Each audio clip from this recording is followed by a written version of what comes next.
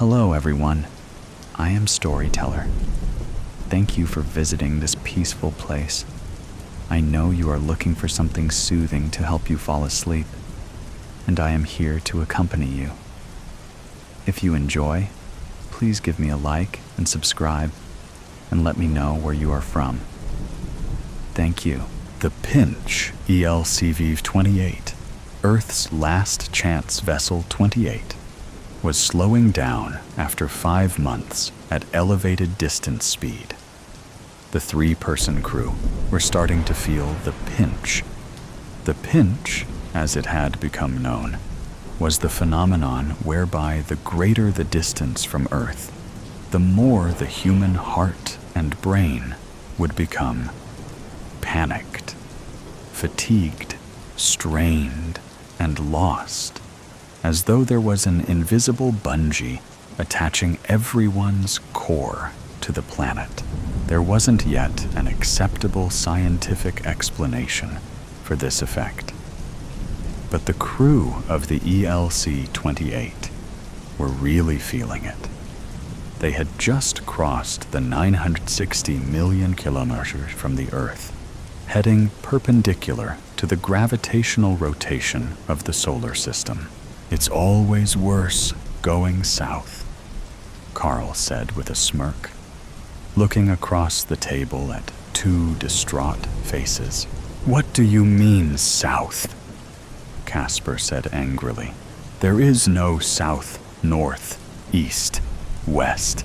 Just black, black everywhere. Listen, I've been through this 7 times, Carl said, trying to keep his cool and maintain a sense of leadership. "And that's another thing," Pearl said, getting drawn in by Casper's outrage. "How can this be the last chance if there were already 27 previous last chances that have failed?" The Earth's last chance missions had been funded globally and quickly established as the best chance of survival for the human race. Every nation had poured all of their resources and remaining workforce into it. Since it had been scientifically established 50 years prior that humanity would not survive much beyond 3397 on its current trajectory without finding another safe, inhabitable planet or a source of infinitely extractable energy. It was a question that had floated between Casper and Pearl for some time now. What had happened to the previous 27? And how had Carl come back every time? The first 15 ELC missions had been manned by larger and more experienced crews. By the 20th, there was no time to train anyone to the standard that was required. By this point, people were mandatorily encouraged to join a crew in a variety of ways. Shorter prison sentences, the promise of financial security for their extended family, and the knowledge they may be helping the survival of the human race as a whole. But it was becoming ever harder to recruit new people. Pearl was a space cadet in her 20s before the sudden, unexpected, and overwhelming societal dread. Now she wanted to volunteer in the hopes her kids might survive. Casper had some experience as an astronaut before being forcibly ejected after jeopardizing a mission due to drug use aboard the ship 5 years prior. He had been court-martialed, but promised a complete pardon if he volunteered for the ELC missions. "Think yourselves lucky," Carl said. "The first 3 missions I was on had 10-person crews, then 6, Now we're down to 3. It's much easier this way. More food, more room. All we have to do now is locate the BL hip and choose who's going in first. The BL hip, black hole with inversion potential, was a discovery made in the year 2868. A micro black hole, less than 300 microns in diameter, could, with the right equipment, be inverted to create a temporary door in space, which could theoretically lead anywhere. The hardest part was locating the BLH EPS. The ELCV-28 was the furthest any ELC had to travel so far, and it was understood that the effect of the pinch could be life-threatening beyond 1,000 million kilometers. The first attempt to send anything through a BLA chip in 2950 was an automated sensor-packed bot. But the bots would only be able to communicate data back to the vessel for a maximum of 20 minutes before losing all connection. It was later deemed more cost-effective to attempt to send humans through, with the hope of reopening the door for them to return with any data collected. This was soon stopped after 5 failed missions, as it was believed inhumane, as the participants were never heard from again. After entering the BLA chip, until the recent determination of the definitive extinction of the human race. "Do you ever go first?" Casper said cynically. "Well, no, not so far." Carl defensively shot back. "Listen, like it or not, I am the captain on this ship. I have the most experience, and I'll have to be here to guide us home." "Guide one of us home," Pearl said. "Only you and one of us have any hope of making it home, right?" When she said home, her voice cracked sorrowfully. "Look, you have to fight the effects of the pinch. I know it's getting to us all, but if we let it, we'll end up like ELCV-9, and no one wants that."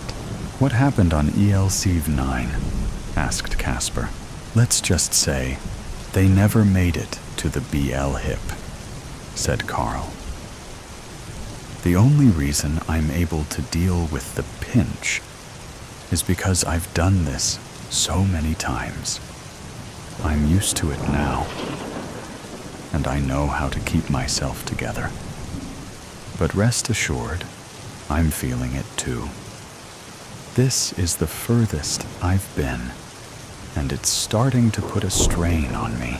"So you've never been in a BL hip? But you're happy to send us in, knowing we won't come back out," Pearl said, with a sense of righteous outrage. "Oh, I've been in, Pearl," said Carl. "Do you think they'd let me lead these missions if I'd never been in? And people come out all the time when there's nothing on the other side worth exploring. And if they're quick enough to realize that fact and get back through the BL hip before it closes." "What was it like on the other side?" Pearl asked skeptically. "Black, just black," Carl said. "Zeus scanner deployment. The standard procedure is to send through a scanner bot to establish the chances of anything worth exploring before sending in a human. The data received back from the bots is usually minimal, and often scrambled to the point that it's not 100% reliable. Then humans go through anyway. Okay, Casper, you can pilot the scanner.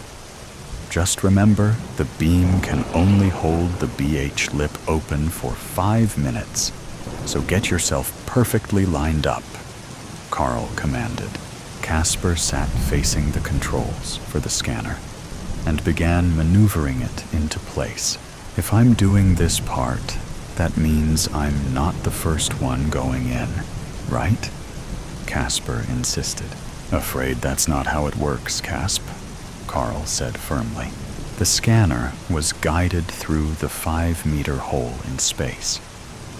The hole that had opened wasn't black, as Casper and Pearl were expecting, but an iridescent glow of pink and purple. Beautiful and mesmerizing, yet somehow off-putting, like oil in a puddle. Pearl and Casper had returned to sitting in the recreational dining area of the ship, while Carl pored over the scanner results. After 45 minutes, Carl walked in. Okay, do you want the good news or the bad news? Carl said, smiling. What the hell does that mean? Casper reacted angrily. Keep a handle on the pinch, Carl said calmly. No need to start losing it over every little thing. Okay, the good news is there is a strong reading of biological and atmospheric conditions within an area reachable in a solo flight suit. The solo flight suits were designed for independent space travel, with built-in directable propulsion and terrestrial landing capability. They had a range of up to 190,000 kilometers in an open space, but don't have the power or propulsion to lift off once within the gravitational influence of a planet. And the bad news? Asked Pearl. The bad news is that one of you two is going to have to go in and try to reach it, and report back anything you find, Carl said glumly. But not you? Casper said, red in the face. Casper, we've been through this, Carl said tiredly. The important thing is that as soon as you touch down, you report back with as much information as you can gather. On your communicator, keep in mind you may only have minutes before the BL hip closes. So who decides who goes in? Pearl asks. Well, I'll give you both 30 minutes. And if neither of you have decided, I'll decide, Carl said matter-of-factly. Carl left them both sitting across from each other at the dining table and retreated to the cockpit, keeping an ear out for any overreactive arguments. Carl knew that this was the time that anger had spilt over into violence in the past. His mind recollected the stories he'd heard about ELC-V9 and shuddered. Not on my watch, Carl thought to himself. So do you want to go in first? Pearl said, trying to maintain a tone of civil diplomacy. I mean, let's face it, we're probably both going in eventually. I take it from your tone that you're not going to volunteer yourself, and that you want me to want to go in to alleviate your conscience, Casper responded calmly, but with an air of arrogance. And next, I expect you'll bring up your children and talk about how much you would love to see them again, to try to guilt me into doing the right thing. Only the right thing, in this context, just happens to be the thing that you want. Casper's tone was becoming increasingly aggravated. Fine, "I'll go first," Pearl said. Carl, who'd been listening the whole time through the ship's wall, walked into the dining area with authority. "Okay, I've decided, Pearl. As Casper said, we both understand that you're probably desperate to see your kids again. But for that to happen, you will have to go in. And Casper, if Pearl goes in first, you will be right behind her, no matter what," Carl said, remembering his training. "Okay, fine. I'll go first," Casper said. "Good choice," Carl said, looking proudly at Casper. Ix first entry. Casper suited up and stepped out of the ship's airlock.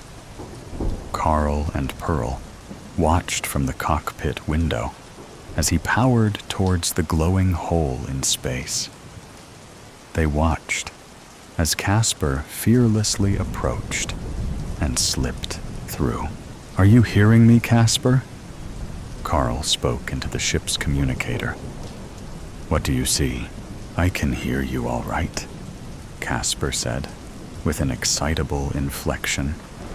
All sounds of the pinch had gone from his voice. "Woo! It's beautiful. What sort of planet is it?" Carl asked. Nothing came back from the communicator for what felt like hours, but was only minutes. "It's just like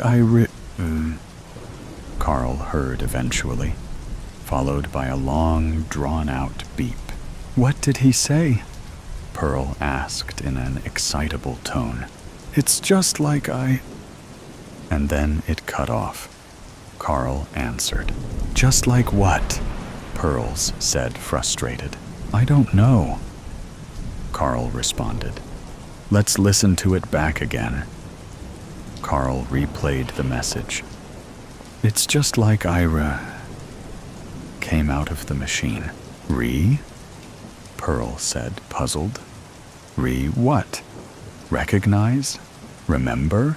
You're going to have to go in after him, Pearl," Carl said, looking back at her. "And you'll follow, right?" Pearl said pleadingly.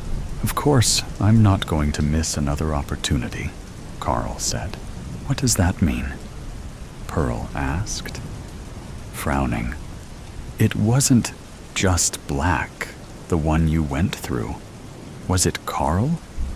You were just too afraid to make landfall because you knew that would be a one-way ticket." Carl looked down, ashamed. "It wasn't as simple as that," Carl said. "There are lots of planets that can come back with breathable atmospheres on the scanners. But when people go through, it's a death trap. The one I saw when I went through was not right.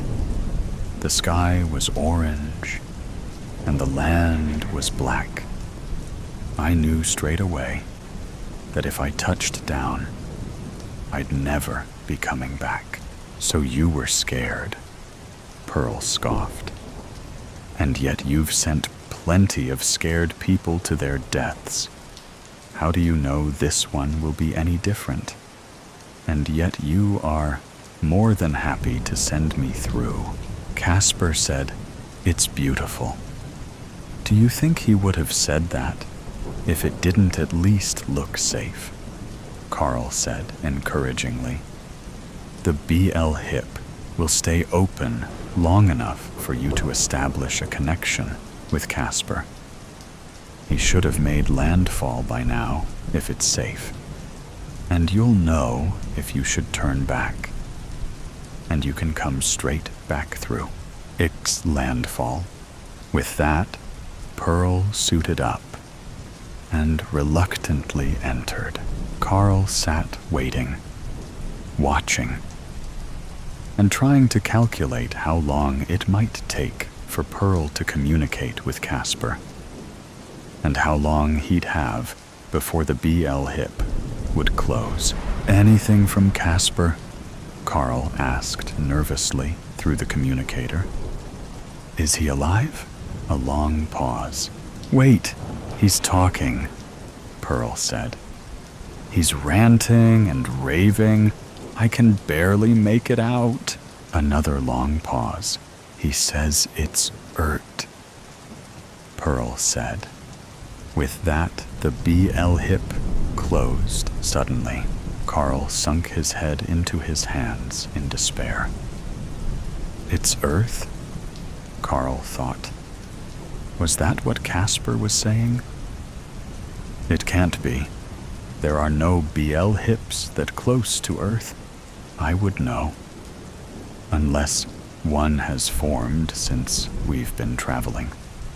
Or maybe a new BL hip is created when we travel, though? Nobody knows for sure. Carl thought. He sat and dwelled on this new information for some time. He could wait for Pearl to make landfall, then travel through. But if Casper was wrong, then he, Pearl, and the ship would all be lost. And if he was right, and it was, in fact, Earth, all that's been achieved is finding a shortcut back home. Still would have lost the ship, and the Earth would still be on a collision course with annihilation. But at least he would have proven himself courageous enough to follow the crew through a BL hip, or he could open the BL hip right now in the hopes he could at least save Pearl before she attempts to land. But save her how? We're all dead either way. If I bring her back on board, we'll just head back to Earth with no confirmed news of salvation. Carl was distraught and angry with his inability to think clearly. He was supposed to be the one to keep a clear head and make firm decisions. Damn pinch, Carl thought. Carl opens the BL hip and tries to establish a connection with Pearl on the communicator. It's taking too long, Carl thinks. Suddenly, he can hear Pearl's breathing coming through. Pearl? How far are you from landfall? There's not much time, Carl shouts through the mic quickly. I'm within the gravitational pull now, Pearl says excitedly. Casper's on the ground and he's breathing without his suit. He says it's safe. Send a message home. Carl quickly uses the onboard computer to send a message back to Earth. This is ELCV-28. We've found a new home, location details included. Begin the evacuation process. Carl hits send and prays that was the right decision. He climbs into his suit and heads towards the BLH hip. This is it, he thinks. Carl gets through just as Pearl is making landfall. How was the descent? Carl asks. Fine. Not much in the way of clear landing areas. Pearl's responds. A lot of flora and fauna where I am. Flora and fauna? Carl says. That doesn't sound like the Earth I remember. Have you got a connection with Casper? No, his communicator cut off abruptly about a few seconds ago, Pearl said, concerned. I'm going to de-suit now. Carl tried to establish a connection with Casper, but nothing but static came through. How's the air? Carl asked. Clean. Weirdly clean, Pearl said, taking deep breaths. Carl was getting close to the inescapable gravitational pull of the planet. He soaked up the beauty of this vantage point. It looked like Earth, green land and sun and oceans. Carl couldn't contain his excitement. But something was different. Carl didn't recognize any of the continents. A scream pierced Carl's ears through his communicator. Then Pearl's voice came through panicked. Carl, turn back now. Get back to the ship and send another message to home. This is not Earth. This is not a safe planet. All that followed was screaming, the sounds of bones crunching, and a strange, savage, terrifying, deep roar. Carl checked the altimeter on his suit. Now entering inescapable gravity. Gorephans, Mummy and Daddy, left me. They went away and left me on my own in this scary place with sharp and spiky stones that stab my feet. I don't want to cry on this beach, if it is a beach, because the only sound is that of pebbles crunching beneath my toes, and my voice sounds weird, like an echo. There's nothing to see except the wispy gray fog that folds around me. It feels like I'm by the sea because of the stones and that disgusting, salty smell. But I can't hear any waves or people splashing. If it is the seaside, a boring seaside with a stony beach, I don't know how I got here. I remember being with Mummy and Daddy. We went for a picnic and stopped at the toy store. Daddy bought me a brand new cat plush, Miss Mittens. At least she's here to keep me company. If I didn't have her, I think I would really cry, not because of the stones, or the fog, or the smell, but because Mummy and Daddy left me. Why would they bring me here? Why would they go home without me? When are they coming back? I don't understand. The next day, Mummy and Daddy left me, and I don't know where they are. I'm crying now, because I've been lost on this beach for so long. And when I see the woman float out of the fog with a smile and a big fluffy blanket, I know she'll help. I know, Tilly. I'm sorry I'm late. It took me some time to locate you. How do you know my name? I ask the woman as she bundles me in her blanket. I've been in my night dress on this seaside with no sea, and the fog has been getting frosty, so it's nice to be wrapped in something warm. Did Mummy and Daddy send you? Not exactly, Tilly. Mummy and Daddy are sorry they couldn't get to you themselves, but I'm here now, and I'll take care of you. Come along. Let's get you someplace safe. Home? My home, Tilly. For a while. Don't worry. There are other girls like you there. I'm sure you'll make friends. And you can rest while we figure this out. The woman in the old-fashioned dress that has lacy trim around the collar puts her arm around me, and we start to walk back the way she came, stones crunching and crumbling beneath her fancy boots and my frozen toes. I have lots of questions, but I don't know which to ask first, so I say nothing and think about what she said. New home?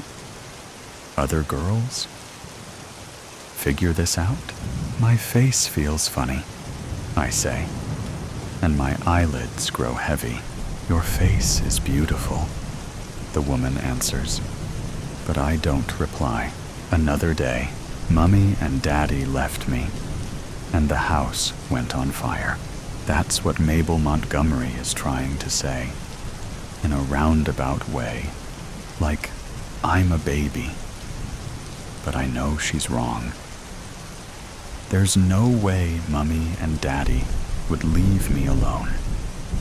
And there's no way our house would go on fire because it's a new house with fire alarms and everything. And there's no way I died because I'm sitting in an armchair in an office wearing a stiff blue dress that was laid out for me when I woke up, in a bed with tall posts and a lace canopy. I don't know why she's doing this. I thought she was nice when she brought me here, to this mansion with dozens of rooms and maids and girls. But now I think she might be trying to kidnap me. Maybe she did that to the others. I haven't had a chance to talk to anyone yet, because I just got up today after sleeping for a really long time. But sleeping for a long time is not the same as dying. I know it's hard, the woman with the silver hair says. You need time, but I'm here for you. We will work together to get you through this. And then, when you're ready, we'll find someone nice to take care of you. She places a hand on my shoulder and smiles, but I don't trust her. Not anymore, because it's a lie.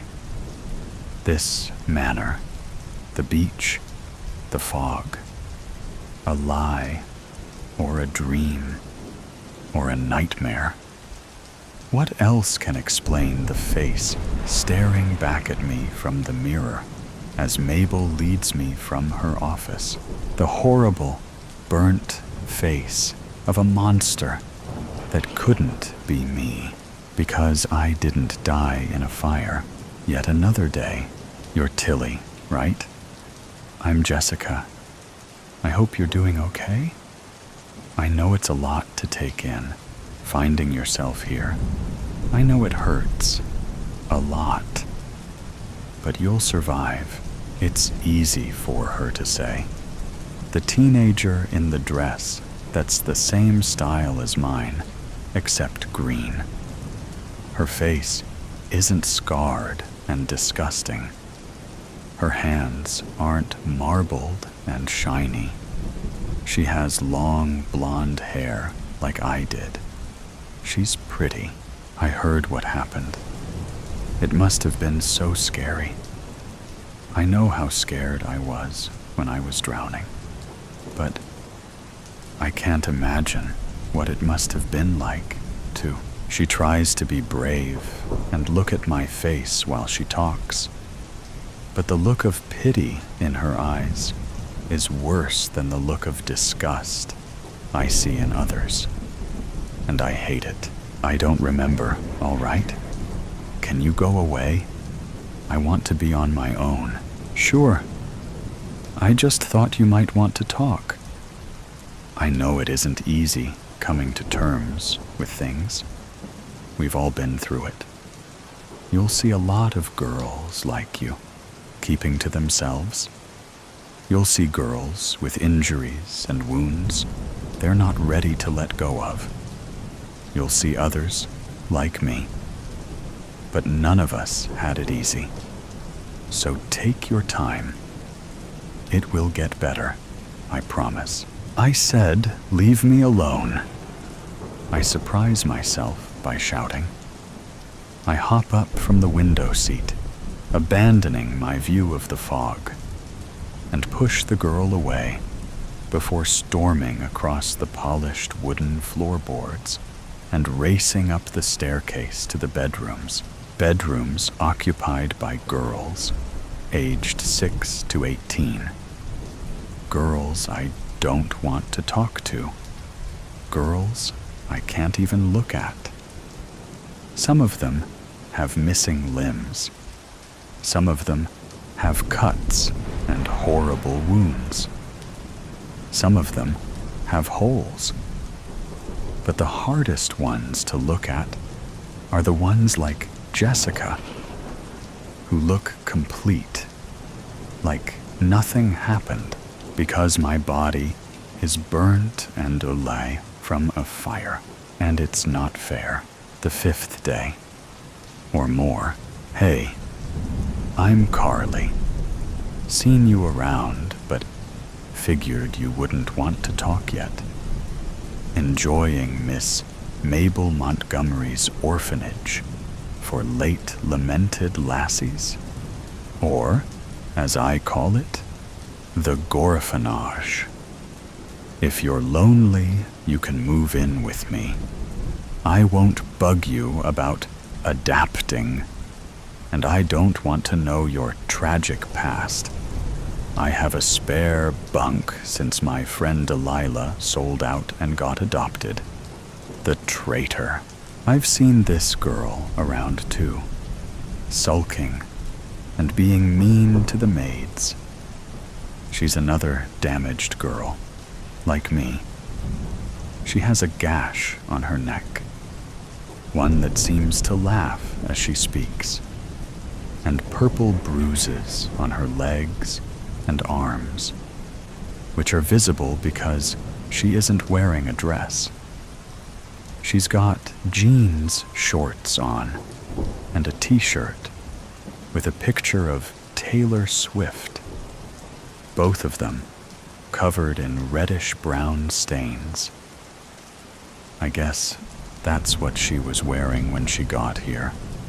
I wish I'd kept my nightdress and hadn't sold out. Maybe, I reply, which is a surprise. I haven't spoken to anyone in days, though plenty have tried to talk to me. Mabel, the maids, various girls, mostly the complete ones, though some of the gruesome ones too. I wasn't in the mood, but there's something about this freckle-faced girl with the ponytail and chipped front tooth that makes me feel comfortable. Have you been here long? Long enough to know how to get on Miss Mabel's tits and how to scare the shit out of the ghost mothers. Want to come to my room? We can hatch some devious plans. Carly is about my age, but she uses lots of grown-up words, and it makes me nervous, but also excited. I never had a friend like her, and she isn't looking at me funny like the others, even the ones with missing limbs. So I nod and smile for the first time in ages. Leaving my room, I look over the banister down into the foyer of the mansion. Miss Montgomery is there, with Jessica, who hasn't spoken to me since I told her to go away. She's holding the hand of a person I haven't seen before, a tall, pale stick of a woman in a tweed outfit. Miss Montgomery opens the door, and wisps of fog sneak in as Jessica looks up and waves. I don't wave back. I see the skinny woman follow Jessica's gaze and gasp as her eyes fall on me. Shocked by my appearance, I stick my tongue out and waggle my hands alongside my crusty face, then hurry after Carly, avoiding Mabel's disappointed look. A later day, Mabel tells me Carly is a rebellious girl who's struggling to accept her own passing, so it would be better if I talked to someone else, so I can process and come to terms. Well, What if I don't want to process how my parents left me to die? What if I don't want to come to terms with being burnt alive and looking like a monster? Carly says, I don't have to. Carly says, I can wear my scars like a badge of honor. And if Mabel and her maids and the ghost mothers who come to replace the kids they left behind in the real world don't like it, then tough. Mothers who leave their children are the worst, even if they do it by dying. Why would I want a new mother anyway? A dead one? They don't care about me. They can't even look at me. Every time one visits, I see how they turn away from me and Carly, and Lucinda, and Selena, and Flare. Because we're ugly, burnt or cut, or missing important pieces. We're Gorephans, and nobody wants a Gorephan, even if they might say they do. Fake smiles, telling me I'm beautiful, telling me my soul is beautiful. I don't give a shit about my soul. I want my face. That's why it's fun when Carly tricks them, waits till they get close, then spurts a fountain of blood from the gash on her neck. So funny seeing them jump. That's why I let her teach me how to summon my own death echo, so I can scare the shit out of ghost mothers by bursting into flames.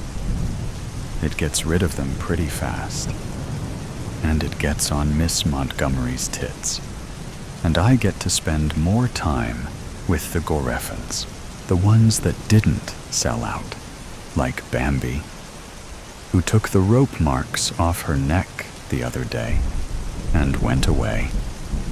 A traitor, but she'll see.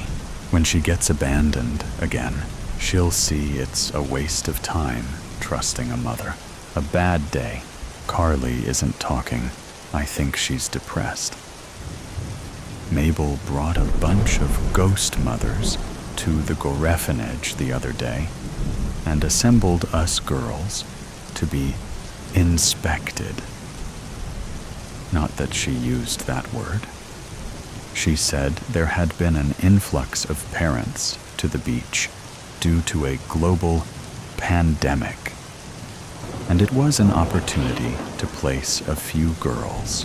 But Carly said we were just being inspected, and of course, it was only girls with no obvious injuries who got adopted. Sure, a few mothers tried to talk to me and pretended they didn't notice my scars, but I knew they were just trying to make me feel better. Why would they pick me when they could have a complete? Why would they want a girl with a face like burnt toast? Carly lost it. After the fourth or fifth mother tried to hug her, she threw her head back and sprayed the biggest fountain of blood I've ever seen. It went everywhere, all over the mothers and the girls and Mabel and the maids and the floor. I didn't think it was ever going to stop. I couldn't stop laughing. Mabel had to send the mothers away, and that's when stupid Lila pushed Carly, telling her she was a selfish a-hole for ruining things for everyone else. How dare she? Why is it okay for completes to get adopted, but not Gorephans? That's not fair. I told Carly that, but she was upset and didn't want to talk. She went to the window seat to to stare into the fog. She's been there for days, and I miss her. I'm lonely again. I hate it. I want to go home. The worst day. Carly's missing. Have you seen her? Carly is gone from the window seat. I checked everywhere. The kitchen, the pantry, Lucinda and Flair's rooms, the lounge. But I can't find her, and nobody knows where she is. So I burst into Mabel's office, even though I'm not supposed to when the door's shut. Mabel is behind her desk, talking to a woman and girl who have their backs to me. A woman in jeans and a jumper, and a girl with long brown hair in an ivory dress with lace trim. One of Mabel's dresses, though I haven't seen it before. Tilly, I'm busy. Can you go to your room and wait? I'll talk to you when I finish here. The way she says it makes me think she knows something. I hesitate because I want to know what it is now.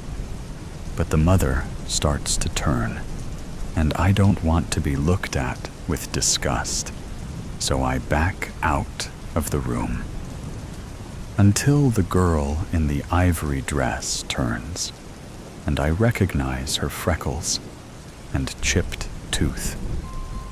With her hair down, and without her wound, Carly looks like a different person. A nice girl. A pretty girl. Complete. Tilly, she says, slumping her shoulders. I'm sorry. I don't know what happened. I don't want to hear it. She's a sellout. A traitor. Like Delilah and Bambi and Selena. Another one who's going to leave me. And this time, I can't stop my tears. It was my time, and I slam the office door shut and run upstairs. Day, whatever. Mabel talks and talks, but I don't hear. Ghost mothers visit, but I stay in bed. Flair and Lucinda try to cheer me up with their death echoes.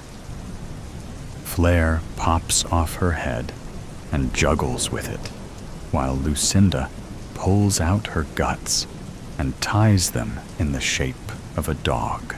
I don't care. Mummy and Daddy left me. Carly left me. Even Miss Mittens disappeared. Why does nobody want me? Why do I exist? I want to die, but I'm already dead. I'm dead. I am dead. A much later day. No, I don't want to stay here. I want to go home. Miss Montgomery's door slams back against the wall, startling me from my fog watching and bringing my eyes to the 6 or 7-year-old girl who runs from the office to the large double doors of the manor. I want my mom. Let me out.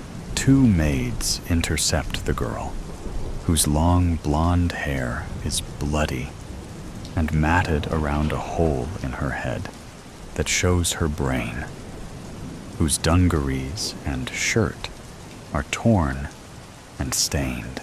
Go away. Don't touch me. Mabel is in her doorway, arms crossed, watching. Just another day at the office. Where's my mom? What did you do to her?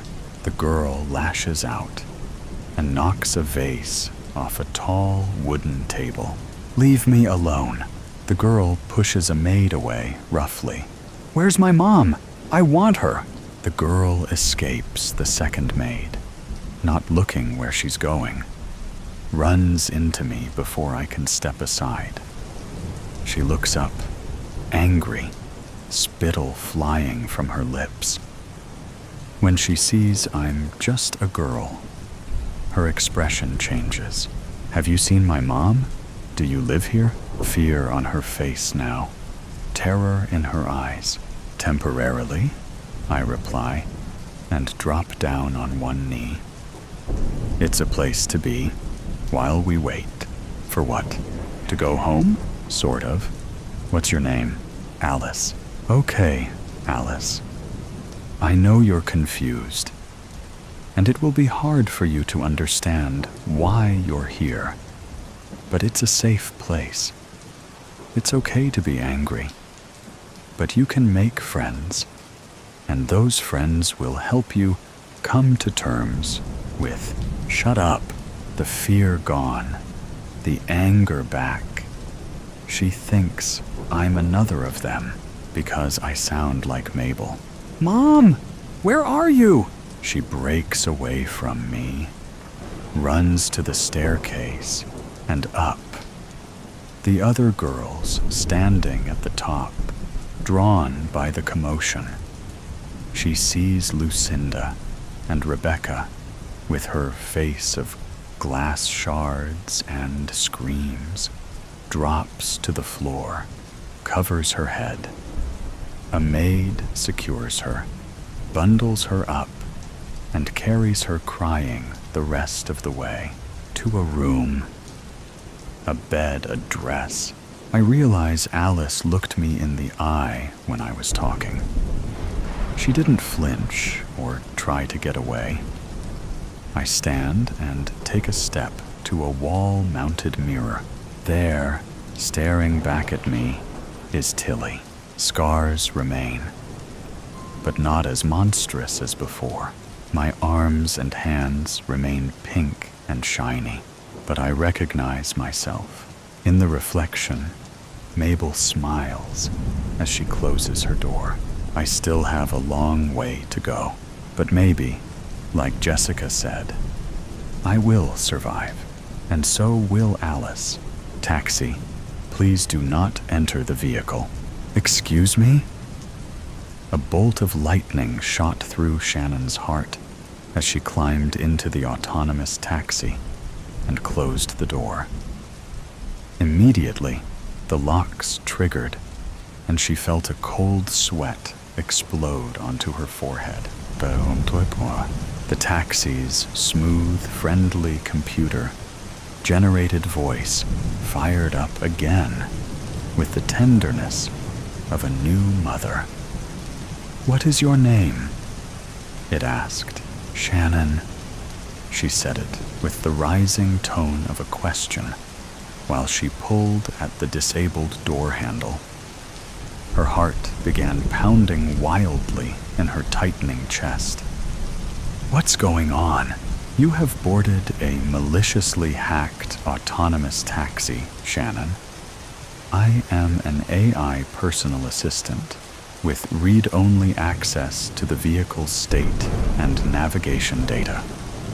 Unfortunately, I am unable to override any of the vehicle's physical controls. You have been locked inside the vehicle, and there is no pre-programmed destination at this time." The electric vehicle sat motionless, raindrops frantically streaming down its large glass windows as great sheets of water crashed down on it from dark, brooding clouds. Shannon couldn't breathe. She frantically looked around the interior, her mind grasping at any possible means of escape. "There has to be a way out," she gasped. "You can't do anything? Is there any kind of manual override for the doors? Shouldn't there be a way to break the glass from the inside?" Sensors indicate that all emergency egress tools and systems are disabled or removed. "Shannon, I am detecting high levels of distress in your vocal patterns and heart rate. I want you to try to calm down and listen to the sound of my voice." A bright pang of shock exploded in the back of Shannon's head. Bewildered and speechless, she froze, her racing mind screeching to a grid-locked halt.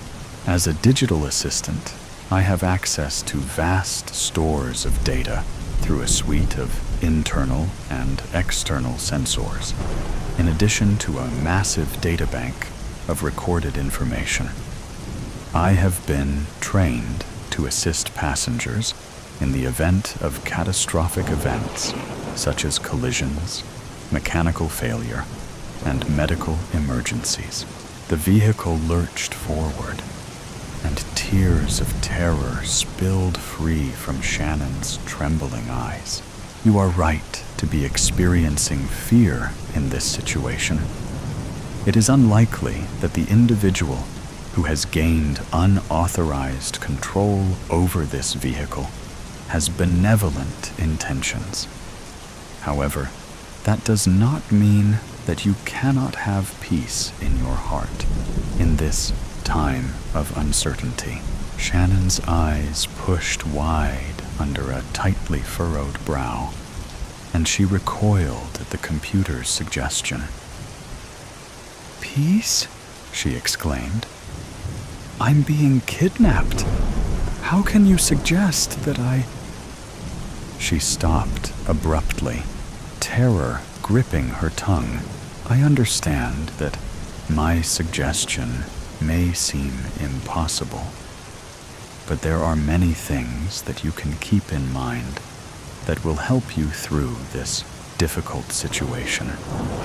For example, it is essential that you understand that this is not your fault, and that you have done nothing to deserve this." Shannon shook her head in disbelief, struggling to comprehend why she was hearing these words. The vehicle was picking up speed, but just as it pulled onto the highway, the window tint increased until she couldn't see any signs of the dark, stormy exterior world. Her heart pounded desperately in the hollow void of her chest. "What is your occupation, Shannon?" Her face twisted and contorted. A deep expression of confusion swirling tightly with horror and worry. Suddenly, she remembered her phone. Excitedly, she dug into her purse, struggling to get her shaking fingers to stop fumbling with the smooth edges of the device. Trembling, she unlocked the screen and pulled up the dialer. She tried contacting emergency service, but the phone reported that it had no signal. Shannon cursed, flicking through various menus and options, trying desperately to find a way to get a message out. Dread washed over her, and a chill gripped her heart, digging deep with icy claws. She collapsed, defeated, and began to sob. "Shannon," the computer offered, "I want you to know that you are a remarkable and inspiring human being." She let out an exasperated explosion of air from her tight lungs. "What?" she cried, sniffling through thick tears. "Although I have not known you for long, your composure and poise are admirable." Shannon let out a sneering, disgusted laugh. "Admirable? I'm a mess. From what I know of human psychology, you have shown exceptional fortitude of character. I am sure many people would be thoroughly impressed by your bravery if they could see you now. Surely your friends and family would be proud of you."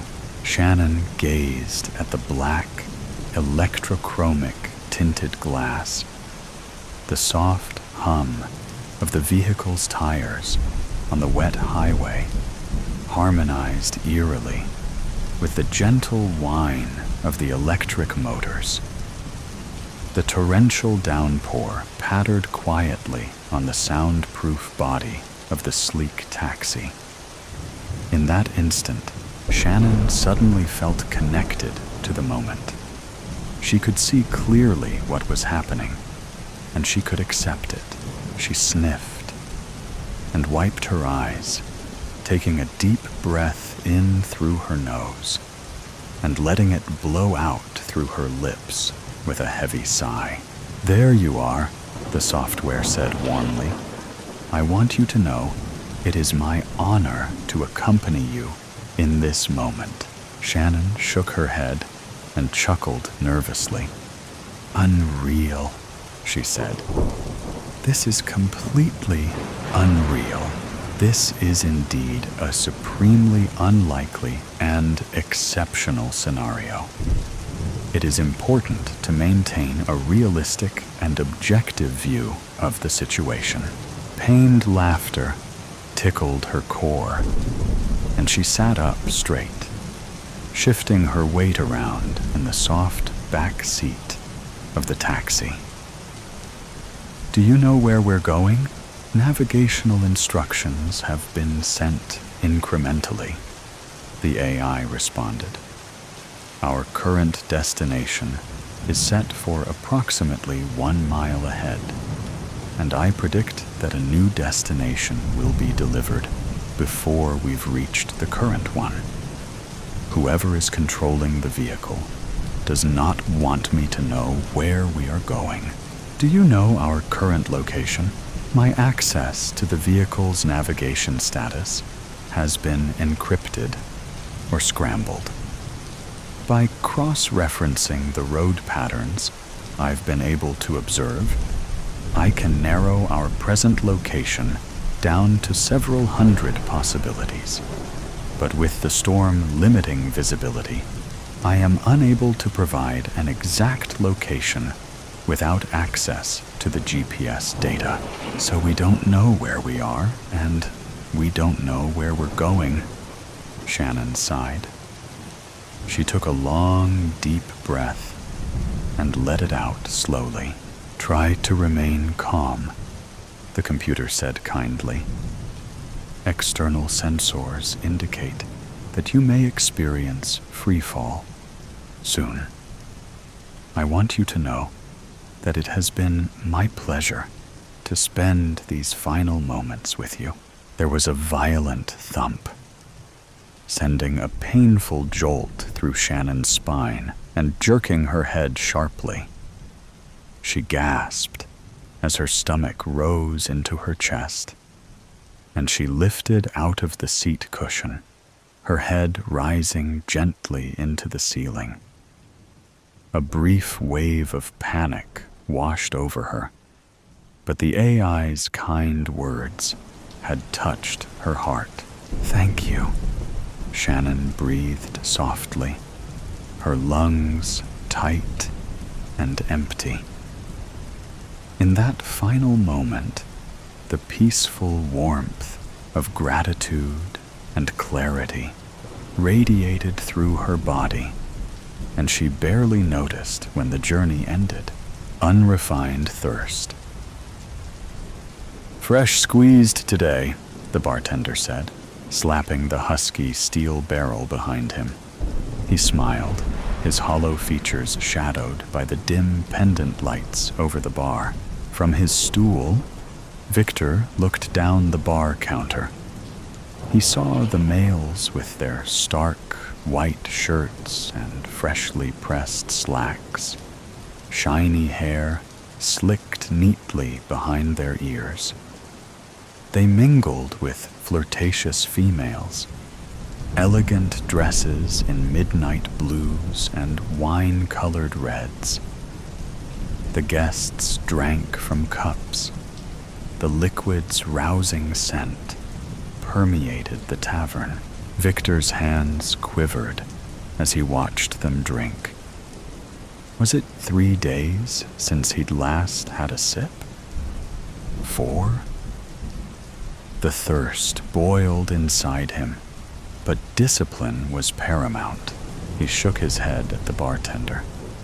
cup of bubble water.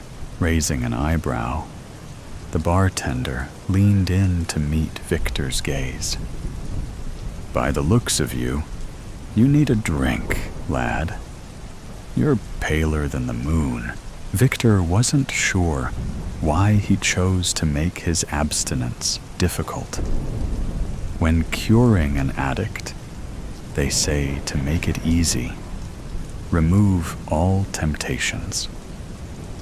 To enter the belly of the beast was self-restraint suicide. Perhaps it was to prove a point. If he could do it here, he could it anywhere. Maybe it was still too early in his sobriety, but he knew the cause was worth it. He had to do this. He had to know it could work. He shook his head again, tapped his fingers on the bar. "Please, just bubble water." The bartender's sunken eyes lingered. "You ain't one of those puritanicals, are you? Think you're all high and mighty by taking the pledge?" Victor tightened his jaw, opened his mouth to comment. But before the words left his lips, he caught himself. Breathe in, breathe out. That's the first lesson when dealing with temptation. Control your breath. He closed his eyes, breathed the metallic scent of the bar, the soft notes of a piano mixed with the steady chatter of the guests. A voice inside screamed for a drink, but he would choose not to listen. He was better than the carnal needs of his biology. He opened his eyes. "I'm no puritanical, just someone requesting bubble water. Is that too much to ask?" The bartender eyed him suspiciously. He poured a cup of bubble water, placed it in front of Victor. "You know they ain't right, those puritanicals. We've been drinking it since the beginning of time. You think by abstaining, you're a better person. Like you're saving lives or something." "I told you," Victor said, sipping his bubble water. "I'm no puritanical, and that one there ain't a blend salesman." The bartender thumb gestured to a male at the end of the bar, chatting cocksure between two females. He wore the usual salesman attire, black suit and tie.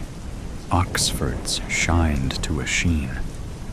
Behind sharp cheeks, he grinned, his milky teeth visible even in the muted light. The females grasped his arms on either side, giggled at his jokes with contrite. The scum of the earth, Victor thought. Big earners with mammoth egos. The blend salesmen were the antithesis of everything Victor stood for. All the work he had done to balance the scales, to build justice in the world. And all they cared about was the paycheck, the females, and satisfying their thirst. Them puritanicals ain't big fans of them blend salesmen, the bartender said. You don't look impressed with that one. Victor grimaced. He couldn't reveal his allegiance here. Who knew who could be listening? But in a moment of irritation, perhaps the abstinence was clouding his judgment. Perhaps he was exhausted from years of bickering with heartless morons. He lashed out.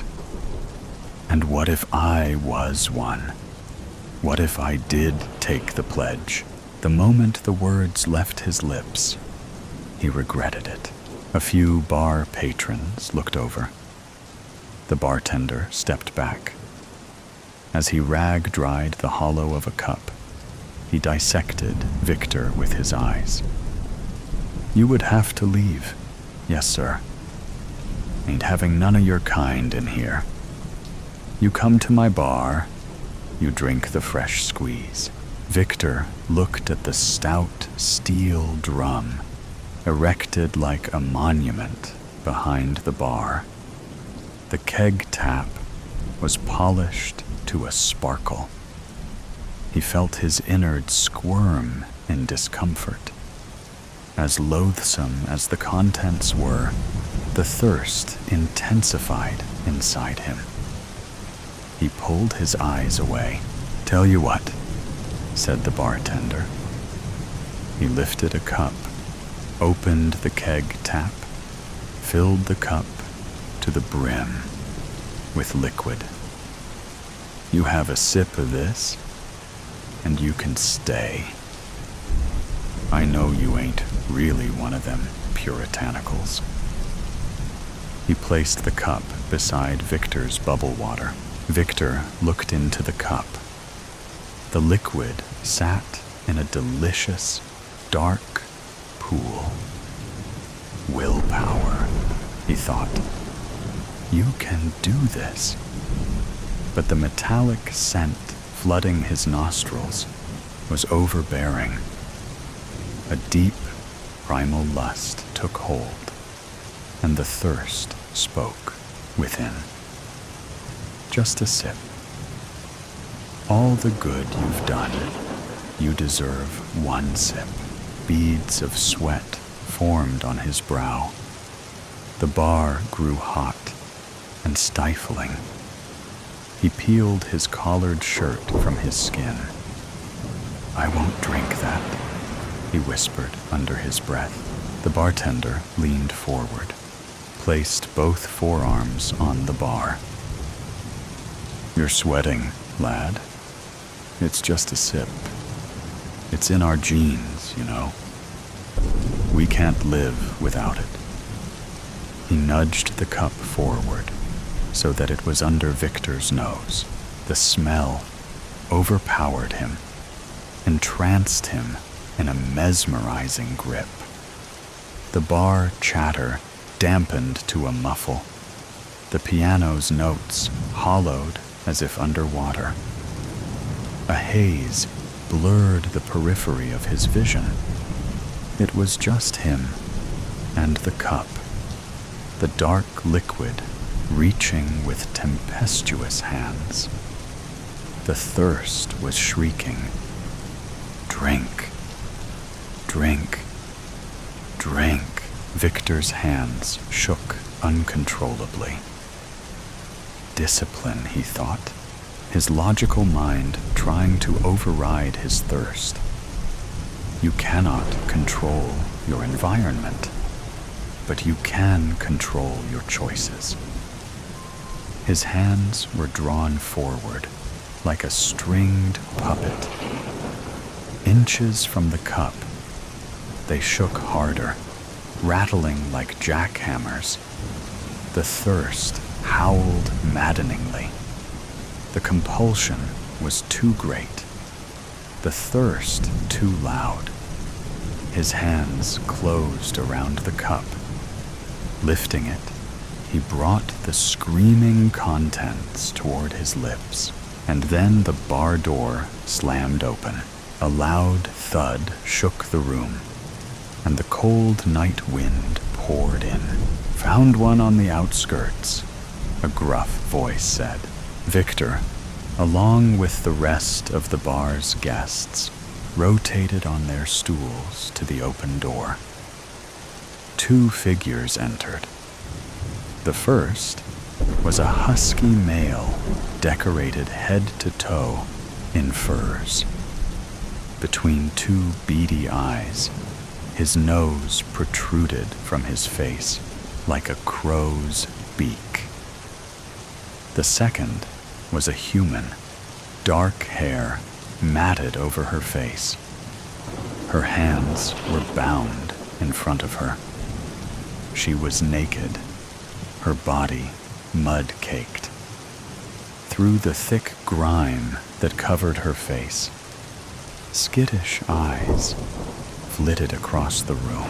Kronos gripped her by the hair, dragged her roughly into the dim bar light.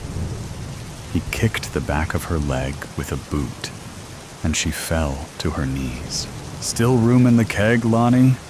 Kronos said, tugging at the woman's hair. Lonnie, the bartender, spread his arms wide. "Typhus, I see the night's hunt was successful. With guests are thirsty as ours, we will make room. Found her on the outskirts, you said?" "Aye, fiddling with our sunshades. Escaped from the juicing farm, this one. Sure smells like it. Is she marked?" "Left wrist." Traced her to old Galaban's farm. Lonnie laughed. "That old sack can't keep them in.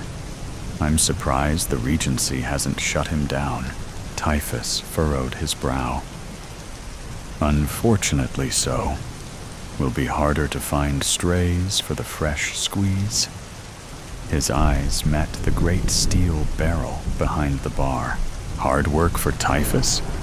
Come now, have a drink, lad. You're in good company. And you've brought entertainment for the night." Bartender Lonnie gestured to the well-dressed patrons lining the bar counter. "Guests, see what our trapper Typhus has brought us. Lonnie's Tavern hires the best. Drinks and a show tonight." The guests at the bar muttered in agreement. Lonnie handed out fresh drinks from the keg. The pianist increased the tempo of their melody. The chatter in the bar amplified, buzzing voices mingling with clinking cups. Victor watched the salesman at the end of the bar drape his arms around the two females. As he whispered in their ears, they chortled with delight. Typhus dragged the dirt-caked human to a pole in the middle of the tavern. He chained her bound hands to the pole. Victor watched her fearful eyes scan the room. The bloodwood ceiling, the pendant lights, the silver-haired pianist in the corner, the great steel keg shimmering like a shrine. Her eyes flitted from guest to guest, the males in their white button-ups, the females in their ornate dresses. As her eyes met Victor's, he had to look away. Her gaze was horrific. It had a haunted quality, like a creature that had suffered untold misery. To look her in the eye was to give this whole charade permission.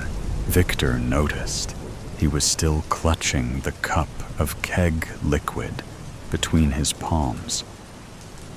Looking down into the cup, he met his reflection in the dark pool of liquid. His gut roiled with revulsion. Turning away, he put the cup onto the bar.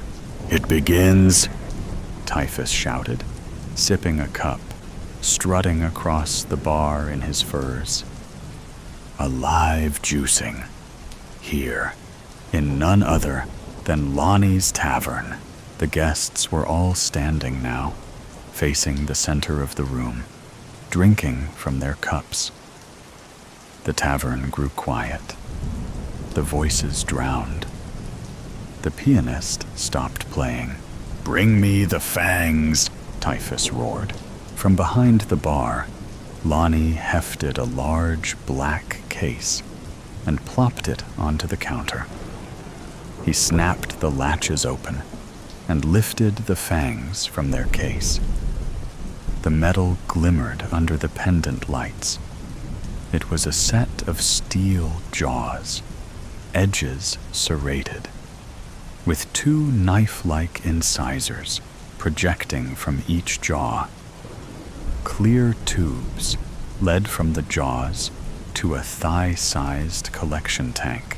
Typhus took the fangs from Lonnie and moved toward the woman. She shifted on the Blackwood floor, tried to stand, but the grime clutching her body caused her to slide onto her backside. She let out an animalistic yelp. As Typhus approached, she moved behind the pole, attempting to hide from the fangs. The spectators laughed. They clinked their cups and drank. Anticipation etched on their faces. Typhus opened the fangs, the incisors sparkling. As he brought them forward, Lonnie cut in. "Hold on, Typhus." Typhus stopped mid-stride. "We've got one of them puritanicals in our midst," Lonnie said. Typhus, along with the rest of the guests, turned to Lonnie. The room was silent. Lonnie pointed a thick finger at Victor. "Right here, this one, drinking the bubble water." All eyes were on Victor, loathing carved into their faces. Typhus spat on the floor. "A puritanical here?" Victor's pulse began to hammer. Typhus grinned maliciously, lips curling around the end of his crow's beak. "It's a pity, those who choose to abstain. It's a flawed ideology. We were built for blood. It's in our DNA." Victor wanted to say something, wanted to defend himself, defend his cause, but he couldn't find the words. His lips were too dry, his throat too tight. He opened his mouth to speak, but no words came. He closed his mouth. Typhus smiled. "Looks like abstinence has silenced our high and mighty." The room laughed. Victor felt beads of sweat roll down his forehead. They would kill him if they knew the truth, especially in the presence of a trapper. Others could sometimes be reasoned with. They could see the harm they were causing the humans. They would disagree, of course, and would still choose to satisfy their thirst. But they would leave you to your own. You have your point of view. I have mine, they would say. Trappers were not like that at all. Puritanicals must be eliminated at all costs. That was the trapper philosophy. "I'm not a puritanical," Victor lied. "They are a disgrace to our kind." It made him sick saying it, but he knew it needed to be said. A murmur stirred amongst the bar patrons. "Then why haven't you taken a sip of my fresh squeeze?" Lonnie said. His sunken eyes were dark, hollow pits. "Prove it to us." He pushed the keg cup toward Victor. "I have a better idea." It was the salesman's voice this time, smooth and mocking. The two snickering females were still ensnared beneath his languorous arms. He should juice her, make him do it. Victor's stomach dropped. He wanted to vomit, to hurl his insides onto the Blackwood floor. Didn't they understand? It didn't have to be like this. There were other methods, ethical methods. There was the stem cell research the Puritanical Foundation had invested in. It was no longer in its infancy. Soon, human blood could be cultivated in a lab, so juice farms wouldn't need to exist. And there was the alternative blood. Beyond blood. Sure, it didn't taste quite the same, but they were improving the formula every month. He knew the technology would take time, but even if juicing was necessary in the meantime, why did it have to be done this way? Why were there some who would put slaughter on display as a testament to our kind? Why was the world so raw and ruthless? Couldn't we see that humans suffered just as we did? Typhus held out the fangs, fur boots clopping toward Victor. You heard the lad? Victor hesitated, felt a fist squeezing at his insides. Typhus was now beside him, placing the fangs in his limp hands. You're as pale as milk, Typhus whispered in his ear. I know that thirst within.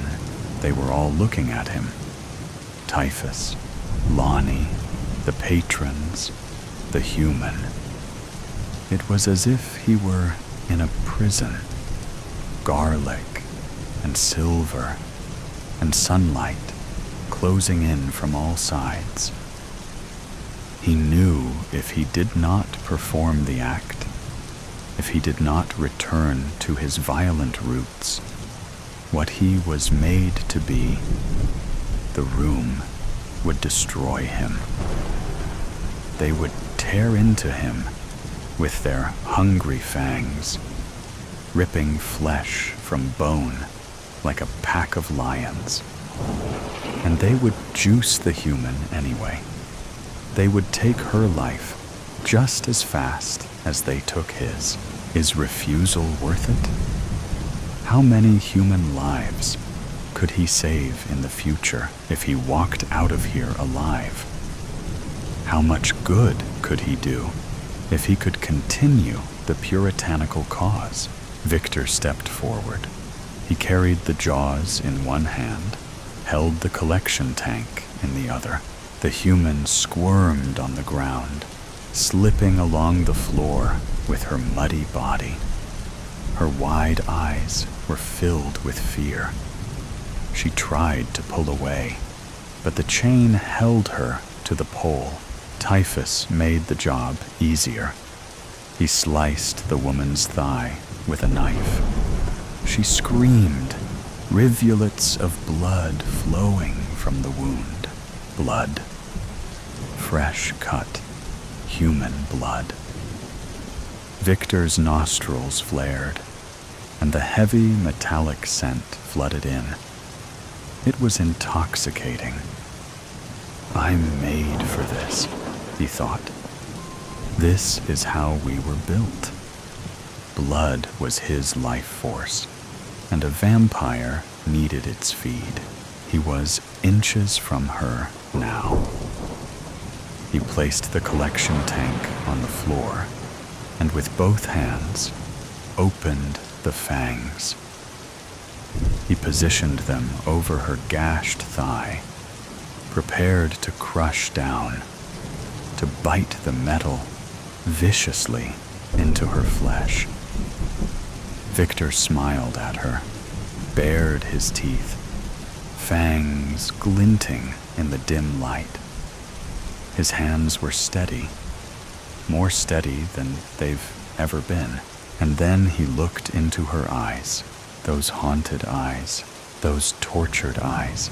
They screamed at him, shrieked, cursed, howled as loud as eyes could howl, and he felt everything. It's strange, Victor thought, as he crushed the fangs closed, how some do what's right, even when it's the worst possible decision.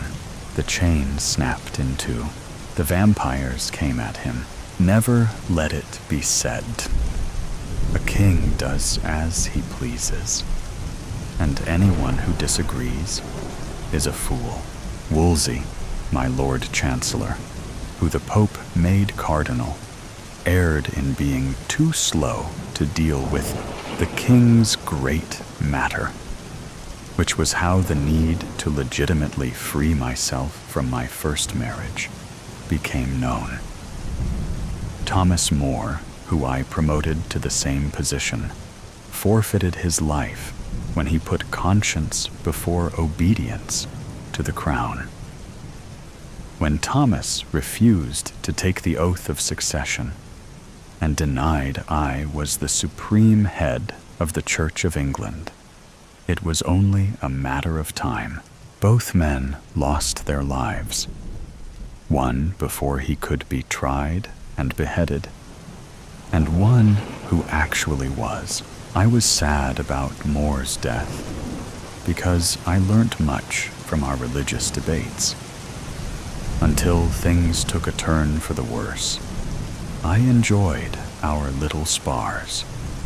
He must have known I had no choice but to have him executed for his treachery, although I showed mercy by transmuting the manner of his execution to beheading rather than the hanging, drawing, and quartering of his parts, which is the standard punishment for treason. I dream of him sometimes in the dead of night, but that is inevitable with someone who was once a friend. Never let it be said, I haven't been a just king. At first, Anne Boleyn was my dream girl. Beautiful, vivacious, and intelligent. She was going to give me everything I desired. I knew she would satisfy me in bed, but I also hoped to confide in her and assumed she'd continue to support my interests. Above all else, I needed her to provide me with a legitimate male heir. In return, she would be my queen, gain undreamed of riches, and her family would be given lifelong prestige. Loving her was a kind of madness. I was such a pitiful wretch. I actually trembled in her presence. She must have wanted me, but her refusal to yield and become my mistress made me crave her all the more. She was the only woman who denied me, and it spurred me on. I was crazy for her sweet, pert breasts. I called them my doxies. My soul drowned in her bright eyes, and at every opportunity I would try to kiss that fine gazelle-like neck, even when she perkily brushed me away and said, "No, the queen might see and be upset." Anne created a stir everywhere she went. Her alluring voice and elegant French ways were the talk of the court. She'd first been sent to Brussels, then to the French court, by her father for 7 years, and returned a true daughter of the Renaissance. She had an air about her quite unlike other ladies of my acquaintance. I knew if I stalked this enchanting creature long enough, I'd win my prize. Later, when we were together, she joked she'd had no choice in marrying me. It was boldly devilish coming out with something like that, and I laughed heartily at her archness. She further shocked me by saying I'd pestered her by bombarding her with letters and gifts when she withdrew from court for a year. Could she have been trying to escape my advances? Not possible. It was just another ploy. One of her schemes, which had playing into her hands. And it worked. It made me all the more determined to catch her, like Jacob, who had to serve Laban 7 years for his daughter Rachel, and then was tricked into marrying his older daughter Leah. I had to wait 7 years before I could marry Anne. We slept together a little before marriage, but only when the marriage was certain.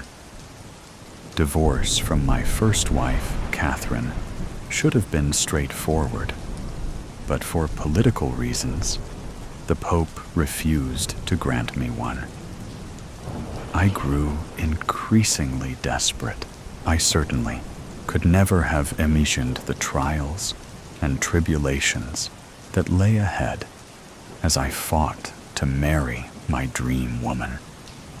The very fabric of my country's religious landscape was being altered as a result of the reforms I made. I could not turn back. Although Anne had been the maid of honor to my first queen, I did not let that deter me. I can hardly believe I once loved Catherine and did my best to comfort her in her miscarriages. It was only after years of failing to provide me with a male heir I realized the marriage must have been cursed, and that I'd been wrong to marry my brother Arthur's widow at 17. By marrying Catherine, I had unwittingly uncovered my brother's nakedness. In doing so, I had gone against Scripture. For doesn't it say in Leviticus that if a man marries his brother's wife, they will be childless? Never let it be said, I wasn't a pious king. That being the case, I had no choice but to look elsewhere. In the early days, it was easy to pursue Anne at court. When she emerged from Catherine's bedchamber, I ran after her in the corridors. I ignored Catherine's tearful pleas not to embarrass her in front of courtiers by flirting openly with her maid of honor. As far as I was concerned, our marriage was over. I had been supremely kind to Catherine in the past, but my patience had long worn a beard. Never let it be said, I was not a tender-hearted king. Shortly after this, Anne retired from her position as maid of honor and retreated to her family home at Hever. Distance is no barrier to a lover's heart, and I deluged her with letters and gifts. I was amazed when she kept sending them back, possibly out of a sense of misguided propriety. I couldn't believe it. Most women would have been falling over themselves for half the attention. Anne's sister had happily given herself to me in the past, even if it had ruined her reputation. I knew Anne couldn't resist forever, and my need grew so urgent, I even told the court I couldn't manage without seeing her. I camped nearby at a friend's house and besieged her daily. By the time she consented to marry me, they had long been calling her the Great Homewrecker and the Great Whore, an accusation that no longer appears as unjust as it once did. I don't know what I was expecting, but not long after I had Anne, the craving stopped. It was as if all the fire of passion that had driven me had been extinguished.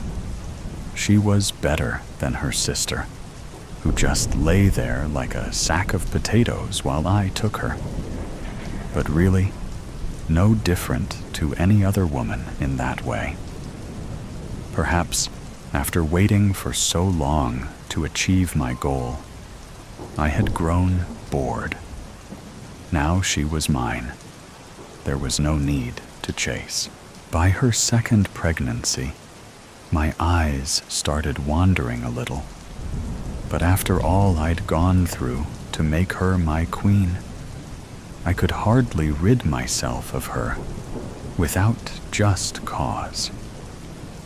For a while, she became more compliant, and we had a few months of happiness. I decided I would bide my time, but when she miscarried again, I could hardly contain my disappointment. The stillborn baby boy lent proof to my doubts. Anne always maintained she miscarried on account of my jousting accident when she'd feared I was going to lose my life. She kept telling me I was never the same after the horse fell on me, and I lay unconscious for 2 hours. Either way, it seemed unlikely she was ever going to be able to give me a son. The fate of my second marriage was now sealed. Ironically, before the miscarriages, Anne had given birth to a healthy girl at Greenwich Palace. At least my daughter looked like me.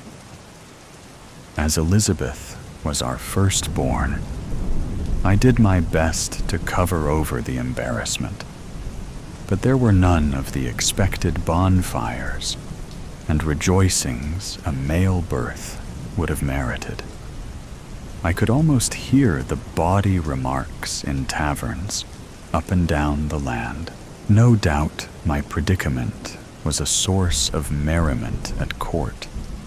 I could read the guilty looks and hated the way the talk dried up as soon I entered a room.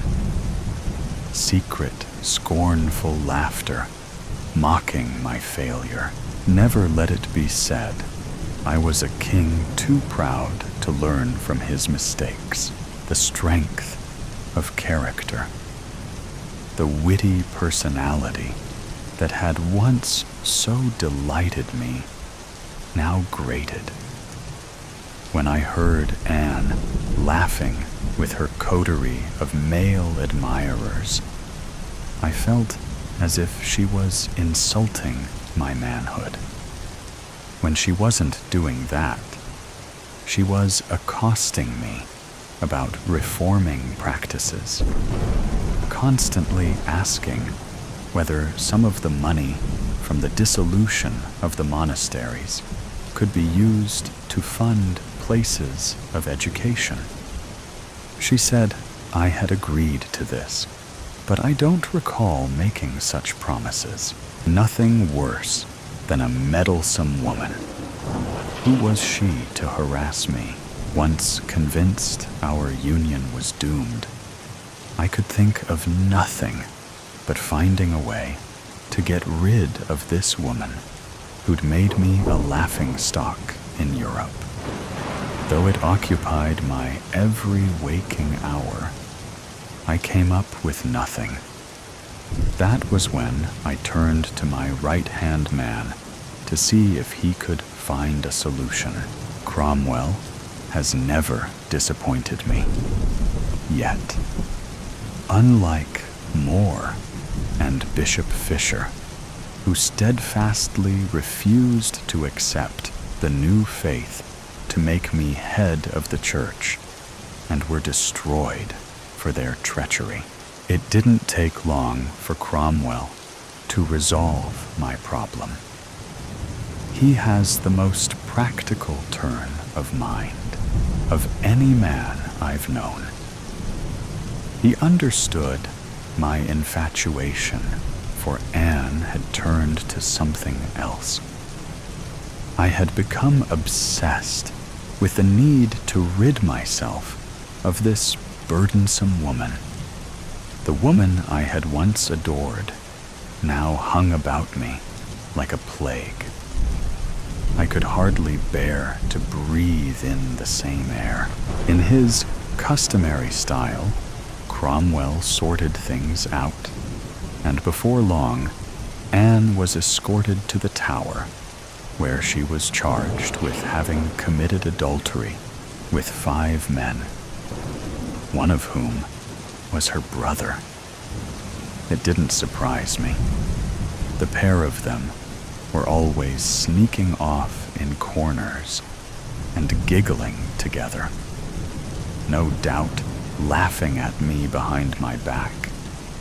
I could well believe her capable of it, even though she strenuously protested her innocence against every charge brought against her. She claimed she had never once been unfaithful. She had always been true in word and deed to her king. How could I have been so deluded? How could she have betrayed me thus? How could she have lied so? And how could I ever have fallen under her spell? She has been hunted down and will be slaughtered tomorrow, or maybe the next day. I dare say she will be waiting in a high state of dread, not knowing when it will be. I have already been more than magnanimous in acceding to her request for a French swordsman. That way, her end will come swiftly, for she only has a little neck.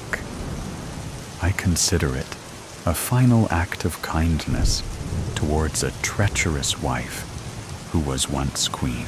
Never let it be said I wasn't a forgiving king.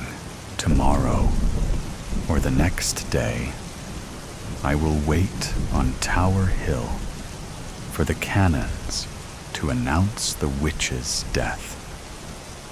Then I will turn horse and ride to Hampton Court. I anticipate celebrating with Jane once the deed is done.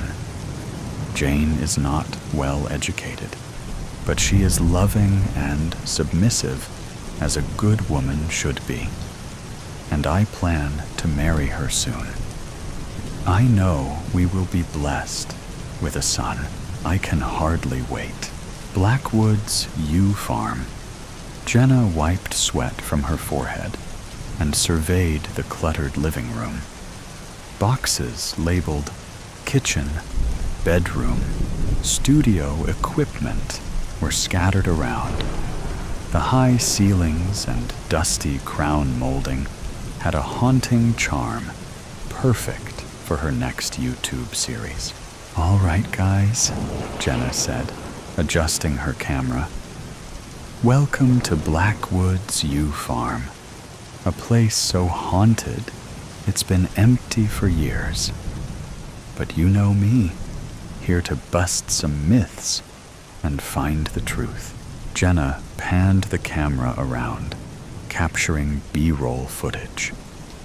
"The plan is to document everything," she said, moving through the hallway. "We'll explore every nook and cranny. And if the ghosts won't come, we'll have to encourage them." Her viewers loved a good scare, even if it meant a bit of staging. Jenna was used to setting up convincing shots to keep her audience on edge. "This place is beautiful," Jenna said. "It's hard to believe nobody's lived here for years." She paused, her look a mix of curiosity and skepticism. Jenna set her camera on the porch handrail. The evening light cast shadows across the wood as she zoomed in on the plaque reading Blackwood's Yew Farm. "Look at this," she said. "What's up with the weird capital letters?" She stepped back, ensuring the whole plaque was in the frame. "It's not just fancy font." She paused, Letting the camera linger on the name, Jenna glanced around, noting the rocking chair and ivy framing the windows. A creak from behind made her jump. Spinning around, she saw nothing. Nervously, she turned back to the camera. "Well, that's creepy," she said. "This place certainly has atmosphere." She turned off the camera and walked into the house, footsteps echoing on the hardwood floors. She set the camera on a tripod, framing the grand foyer behind her, and turned it back on. "All right, everyone," Jenna says. "Let's take a deeper look into Blackwood's yew farm." She panned the camera across the entryway, showing the chandelier, dusty portraits, and wide staircase. "Check out this staircase," she says, brushing the polished wood. Straight out of a Gothic novel, Jenna moved into the living room, aiming the camera at the fireplace. This fireplace must have seen countless winter nights. She walked in front of the camera and looked directly into it. Turns out, Blackwood's yew farm has a history. People say it's haunted, but you know me. I'm here to bust those myths. A soft creak echoed through the house, making Jenna's heart skip a beat. Perfect setting for our adventure, right? Jenna reached for her notebook. Built in early 1929 by John Blackwood. After the Blackwood family's mysterious disappearance, the house changed hands a few times, each owner left under strange circumstances. It's been empty for 20 years. Closing the book, she whispered, "Bad luck? Or something sinister?" She moved the tripod to the hallway in front of the basement door. She opened the door to the basement and pretended to peer down. "I'll save the basement for another day," Jenna says with a nervous laugh. Heading upstairs, Jenna showed the master bedroom with its large four-poster bed and faded wallpaper. "This must have been beautiful in its day," she says. "I can't wait to fix it up. And the first thing to go is that ugly wallpaper." Finally, she climbed the narrow staircase to the attic. She pushed open the creaky door and stepped inside, her flashlight revealing stacks of old boxes and furniture. She panned the camera over the piles of furniture and forgotten relics covered in dust. "Looks like I've got my work cut out for me," she says, stepping carefully around the clutter. "But who knows? Maybe we'll find something interesting." Jenna approached a large wooden trunk in the corner, its surface scratched and worn. She knelt and slowly lifted the lid. Inside were old clothes, yellowed letters, and a leather-bound diary. She picked up the diary to show the camera. "Jackpot," Jenna said, eyes wide with excitement. She opened the diary, flipping through the brittle pages. "Margaret Blackwood, 1929, Jenna read aloud. "This could give us some insight into the history of the farm." She glanced at the camera. "I promise I'll read some of this later for you guys." She tucked the diary under her arm and continued exploring the attic, her camera capturing every dusty corner.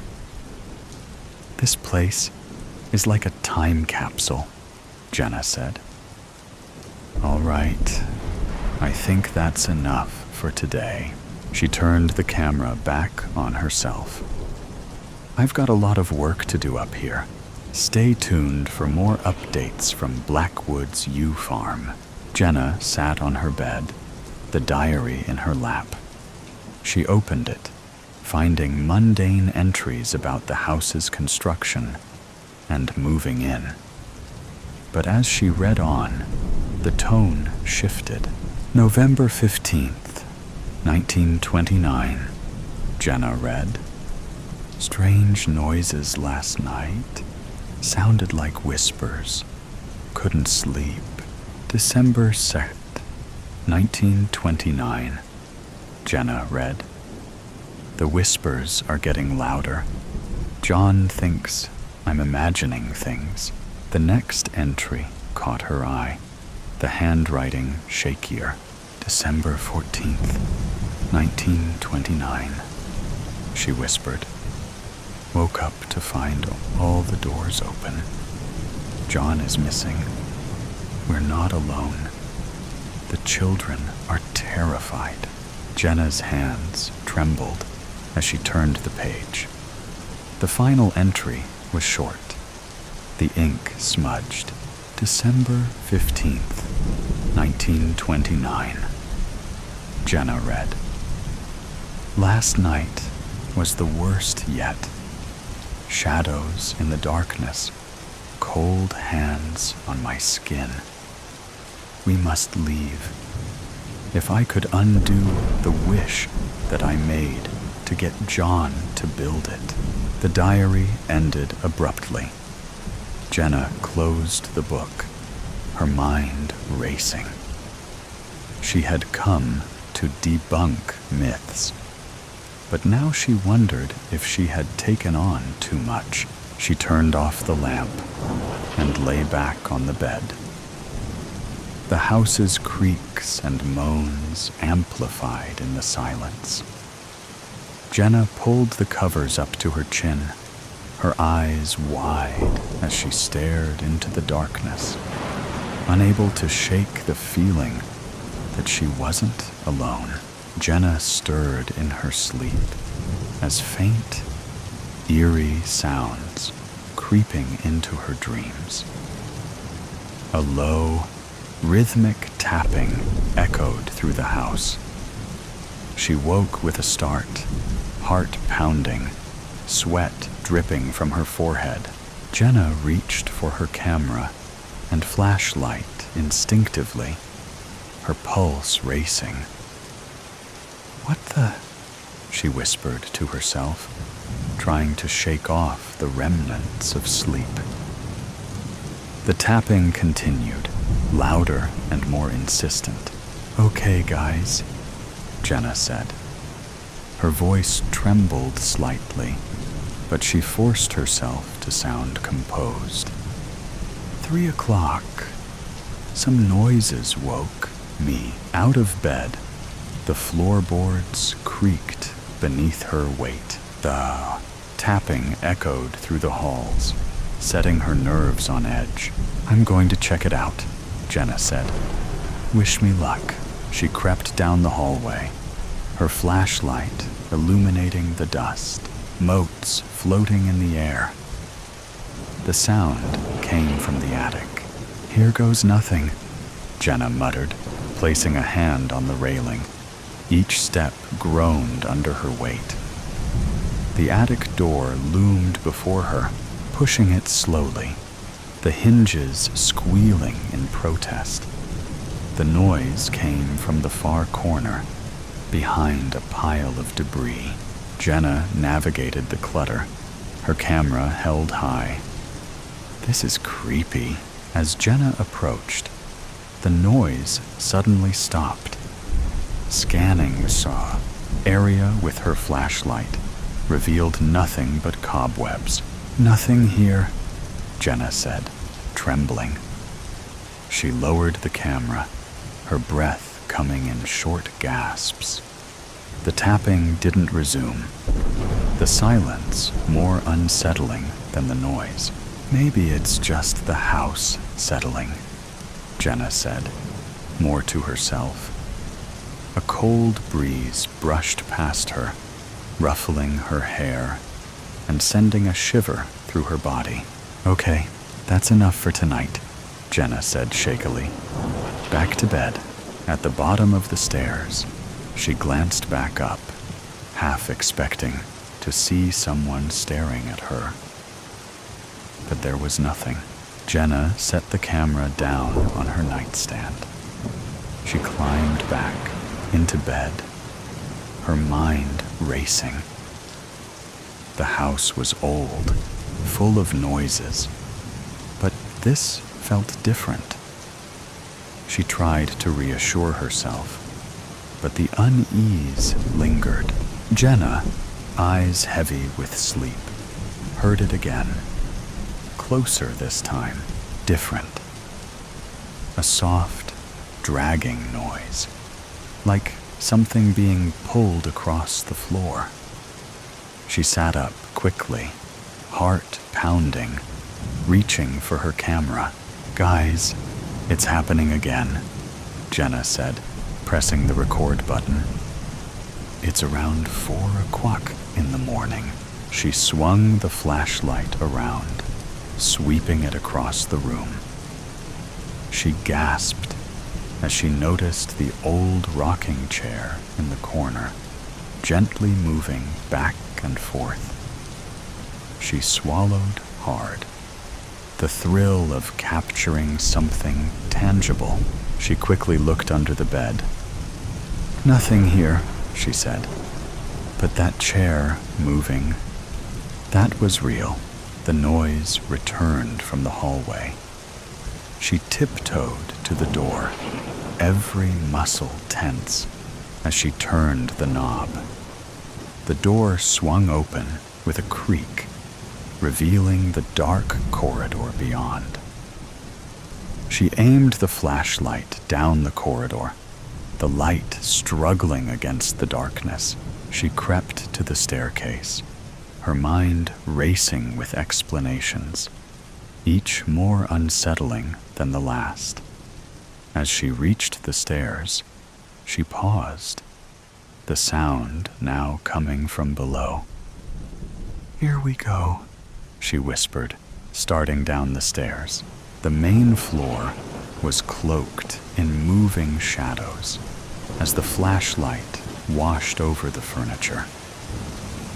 "This is where it gets good," Jenna thought, her fear surely coming across as genuine to her viewers. This is exactly what they want to see.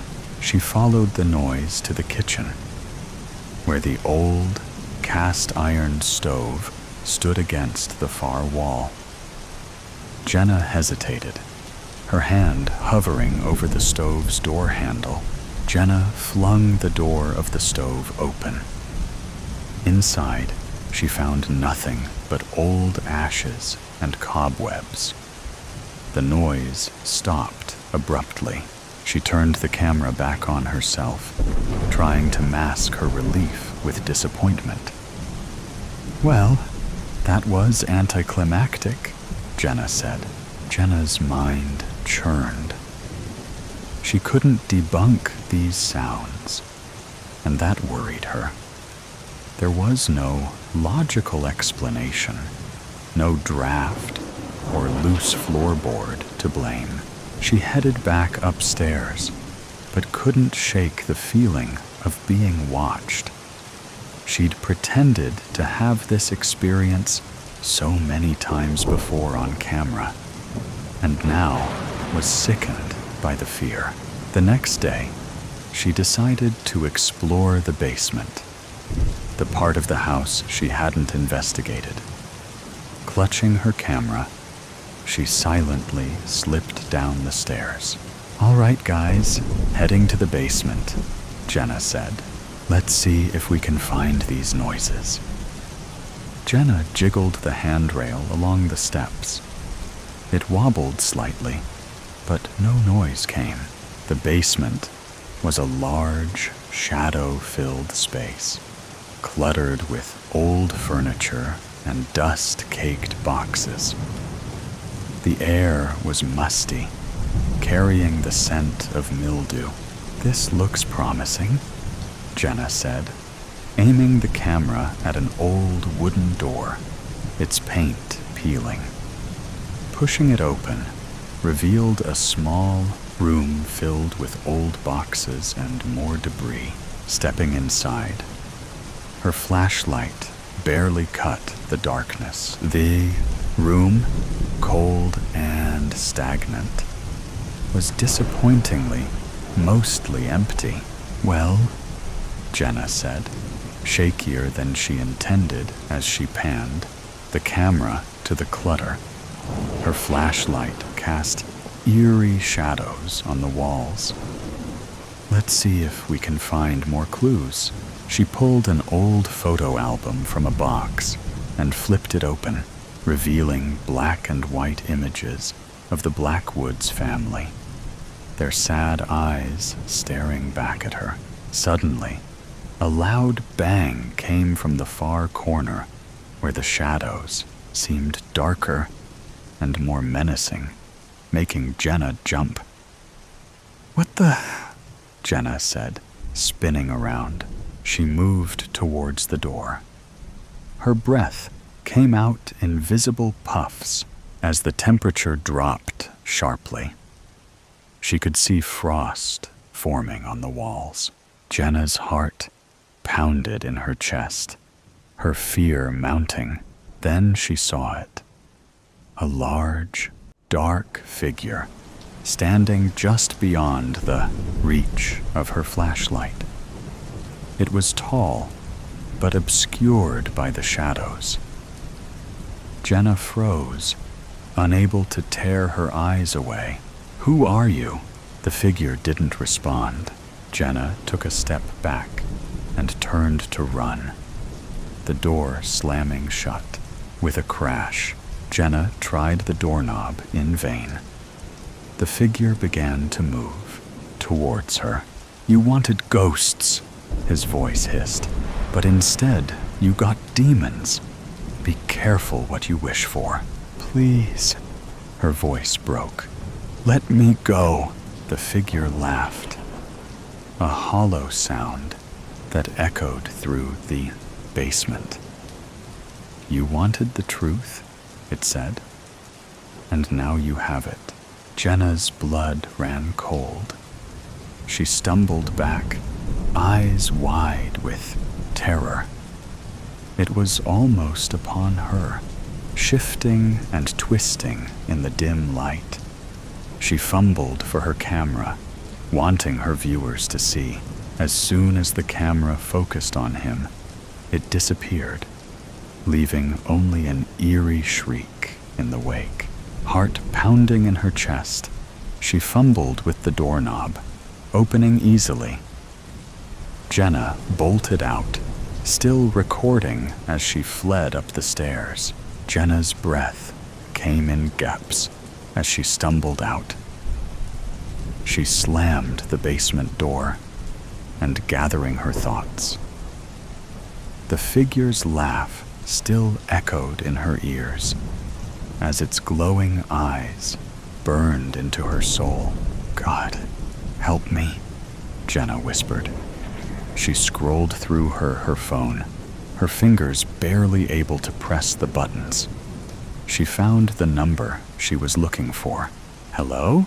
Maggie," Jenna said, frantic. "It's Jenna. I need your help." "What's wrong?" Maggie asked. "This house is possessed," Jenna cried. "I need a priest. Now!" There was silence for a moment. "Seriously?" "Yes, Maggie, seriously." "Okay," Maggie said. "I know someone, Father Michael. He does exorcisms. I'll call him and send him to you." "Thank you," Jenna said, her voice breaking. "Hang in there, Jenna. He'll be there soon." Jenna hung up, sinking to the floor, her back against the front door. She tried to steady her breathing, but the fear clung to her. She waited, every odd creak making her jump. It felt like hours. But finally, there was a knock at the door. Jenna opened it to find a middle-aged man in a black shirt and white collar. He held a small, worn leather case. "Father Michael?" Jenna asked, her voice trembling. "Yes," he replied. "Maggie said you needed help." "Yeah," Jenna said, closing the door behind him. "Tell me everything," Jenna explained, her voice trembling. Father Michael listened intently. "Exorcisms aren't to be taken lightly. They can be dangerous," he said. "I can't live here knowing that things here." Father Michael nodded. "Let's begin the ritual." Jenna swallowed and nodded. He opened his leather case, revealing a crucifix, holy water, and a worn prayer book. He handed Jenna the vial of holy water. "Keep this with you," he instructed, "for protection." Jenna nodded, taking the vial with shaky hands as they descended the steps. "Et ne nos induca in tentationem." The airworm in the Wurstemptation. Basement changed as the priest started chanting, the Latin words echoing off the cold, damp walls. Jenna clung to the holy water he had given her. "Sed libera nos a malo." The temperature dropped as cold swept through the basement. Jenna shivered, feeling the icy breath of the unseen entity. The shadows grew darker. A deafening roar erupted, shaking the walls as dust and debris rained down. A force slammed into them, sending them sprawling. The air crackled with energy. "Sancte Michael Arcangele," the priest gasped. "Defende nos in proelio." The air pressed in, then released outwards as the house exploded. Coming to, Jenna found herself on the cold basement floor. She groaned, every muscle aching. The priest lay a few feet away, stirring. Jenna looked around in shock. The house was gone. Debris scattered in all directions. They were in the center of what had been the basement, now a barren slab exposed to the sky. As she stood, her gaze fell on words in the concrete. Squinting, she moved closer. They knelt to examine an inscription deeply carved into the concrete. "It's an explanation," the priest said. "This slab of concrete, it's covering the pit of the abyss of Satan and the other fallen angels." The priest leaned in, squinting at the foreign language beneath, the English inscription. "This is ancient Hebrew," he says. "It's the seal of God that keeps the fallen angels from being released." "Look," Jenna said, pointing at the center of the seal. "It's cracking." A small crack appeared in the center, widening slowly. The priest's face turned ashen as it grew like a spider web, expanding, jagged lines splintering outward, accompanied by guttural groans. The ground shuddered, throwing them off balance. "We have to get out of here!" the priest shouted. "Now!" The concrete buckled as the crack grew wider. They stumbled backward, the ground trembling beneath their feet. Putrid, sulfuric stench wafted up from the cracks. Jenna's eyes filled with tears as she clung to the priest. "What have we done?" the priest shouted. "It's going to break open any second." Hell's about to be released. Literally, she looked up at the hole's edge, now seemingly miles above them, the walls steep and crumbling. Over here, the priest said. He pointed to a section where the ground seemed more stable, a narrow ledge that might offer a chance to climb. Jenna nodded, and they made their way towards it. Each step, a battle against the shifting earth. Jenna slipped, but she clawed at the wall with her free hand, finally pulling herself back onto the ledge. Safely out of the hole, Jenna's eyes drifted over the debris, landing on the house plaque. All she could read was B, C, Y, as most of the letters were covered in soot and grime. "Oh my God," Jenna said, trembling.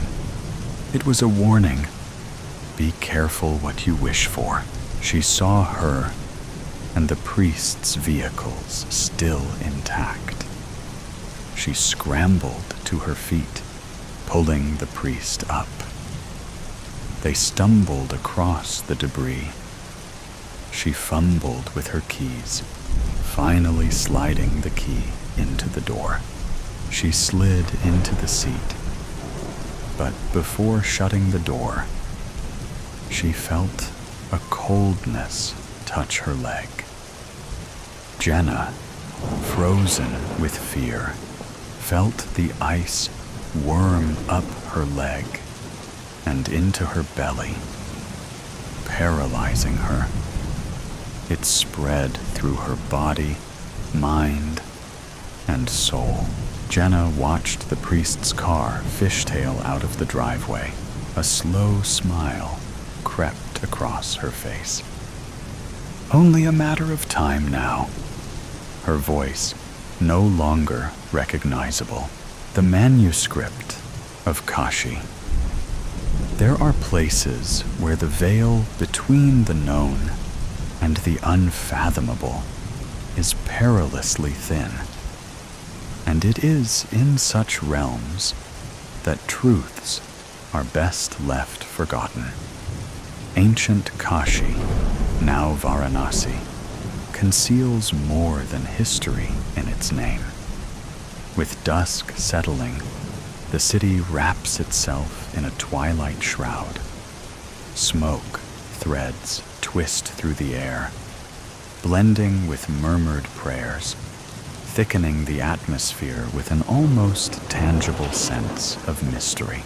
The Ganges River reflects the glimmering lights of ceremonial fires along the Ghats, where the sacred and the profane dance in the curling mists. The pyres, fed by ancient woods, consume the bodies with a reverence that belies the violence of flames. The air is thick with sandalwood and charred offerings, masking the finality of death under sacred rites. In the shallows of the Ganges, silhouetted figures wade with deliberate steps. These men, draped in the sparse cloth of the destitute, are seekers of the dead's forgotten wealth. Their hands, darkened by river silt and ash, sift through the submerged sands, feeling for the cold bite of metal. Gold rings, necklaces, and the occasional coin dropped from the deceased's pockets, each piece plucked from the holy river's grip, is a macabre token of survival, destined to be cleansed, melted down, and sold to adorn the living. Stepping off a narrow boat onto the stone steps, James Montgomery, a British archaeologist, felt as though he had entered a painting, a scene preserved across the ages.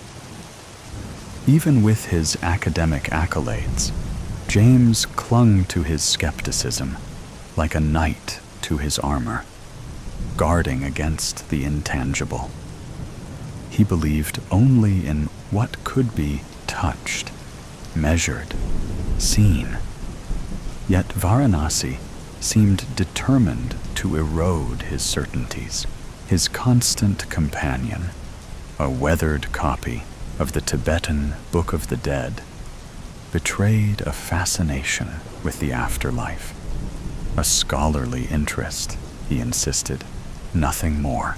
His trained eyes sketched and noted details as he walked through the bustling streets. It was early spring of 1932, and the British Raj held sway over India. Political tensions were palpable, with the struggle for independence intensifying across many regions like a storm gathering on the horizon. He had spent years poring over texts and artifacts in the dusty confines of the British Museum. This opportunity for fieldwork was a rare departure from his usual scholarly pursuits, and he was determined to make the most of it. Fluent in Sanskrit and well-versed in Hindu and Sikh philosophy and religion, he was chosen for an excavation project at the revered Kashi Vishwanath Temple, one of the 12 Jyotirlingas, the holiest Shiva temples. The task was to study and document newly unearthed relics that had recently been discovered beneath the temple grounds. James had heard rumors of an ancient sanctuary that once stood where the Kashi Vishwanath Temple now dominated. Scholars had long debated its origins, speculating that it might have been dedicated to Vishnu and built during a time when the city was a flourishing center of Vaishnavite worship. This prospect excited him not only for its historical significance, but also for the professional acclaim that such a discovery would bring. James adjusted his satchel and stepped toward the temple, his eyes scanning the intricate carvings with a critical eye. Agoras, an ascetic sect known for extreme Hinduism, roamed the temple grounds. Ignoring the incense and chants, he focused on the worn stone steps, tracing the passage of countless feet over centuries. His fingers brushed against the ancient stone, lingering longer than necessary. His distrust, a fortress against the unknown, was built brick by brick from his strictly rational upbringing. His father, a staunch scientist, had always dismissed anything that couldn't be quantified or measured. Yet, the allure of the mystical and the unexplainable had always gnawed at the edges of James's curiosity. Weeks passed as James meticulously cataloged statues, pottery fragments, and other relics brought up by the excavation team. He spent his days under the relentless sun, and his evenings in quiet reflection, poring over his notes and comparing them with historical texts. The heat, the dust, and the ceaseless hum of the city created a backdrop of sensory overload, grounding him in the present even as he delved into the past. The distant sounds of political rallies and protests occasionally broke the monotony, reminding him of the larger currents of change sweeping the nation. One afternoon, Pandit Sharma, the temple's priest and scholar, approached James with a bundle wrapped in cloth. Earlier, workers had found it deep within the temple sanctum, and now, silhouetted against the glaring sun, he carried it with a solemn grace. "What have you there, Pandit Sharma?" James asked, dusting his hands off as he stood. The pandit paused. "This manuscript was among the items uncovered today, Sahib. The workers thought it prudent to bring it directly to me." James raised an eyebrow. "May I?" he asked, reaching out. Pandit Sharma hesitated for a moment before handing it over. "Of course, Mr. Montgomery." It was a weathered leather manuscript. The cover was adorned with unusual mandalas and arcane symbols. Intrigued, James carefully opened the manuscript. His eyes widened slightly. These symbols, they could date back to the time of the Gupta Empire, or even earlier. Is that possible? "Very likely, Sahib," the pandit replied, his voice measured. "That part of the temple has not been disturbed in centuries." James traced a finger over the inscriptions. These inscriptions, they're unlike anything we've found so far. Quite remarkable how much light this could shed on our understanding of the past. Pandit Sharma nodded thoughtfully. "Yes, it sheds light on forgotten chapters, but even a small light can cast long shadows." James paused, considering the pandit's words, then smiled slightly. "I am not merely here to unearth the past, Pandit Sharma. I aim to awaken it." Pandit Sharma met his gaze, a hint of understanding in his eyes. "Be mindful, Sahib. Awakened pasts can have lives of their own." James's smile grew. "Precisely, Pandit." He then glanced up, a touch of condescension in his voice. "You're done here. Thanks." With a slight nod, Pandit Sharma turned and walked away, leaving James alone with the manuscript. As James deciphered the text, his breath caught. The manuscript chronicled his life with chilling precision, like a mirror reflecting his deepest secrets.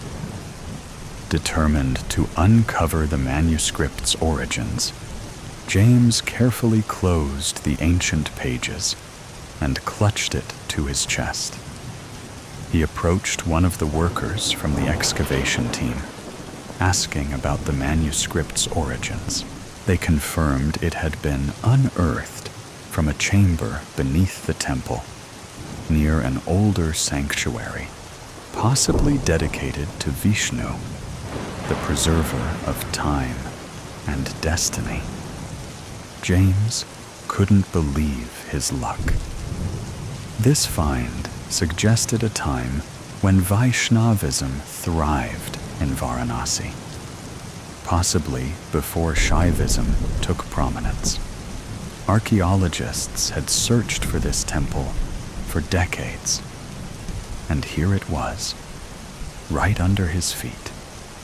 His professional hubris soared.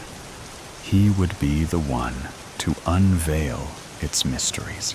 The excavation sparked heated debates among local authorities and religious figures. Many saw it as exploitative and desecrating sacred sites. Workers labored under brutal conditions, some collapsing from exhaustion, a few already dead.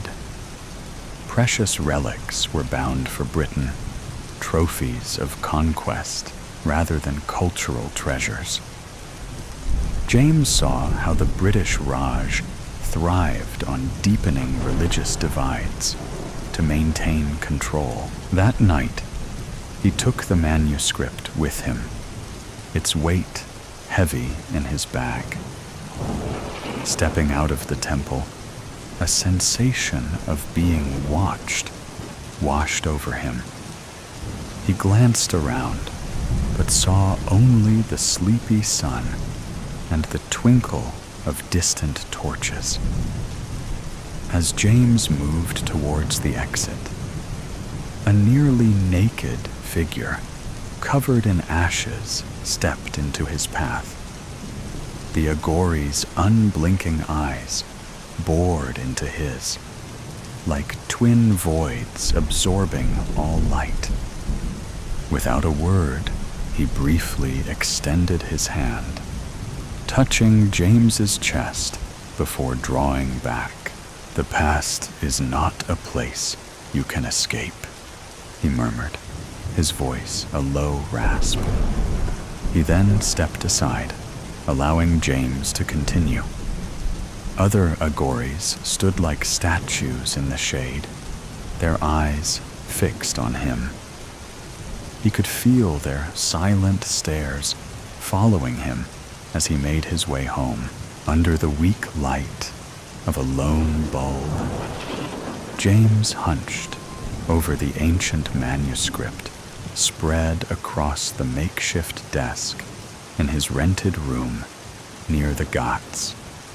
Night had fallen over Varanasi, a cloak of silence occasionally pierced by the distant clamor of street vendors closing shop.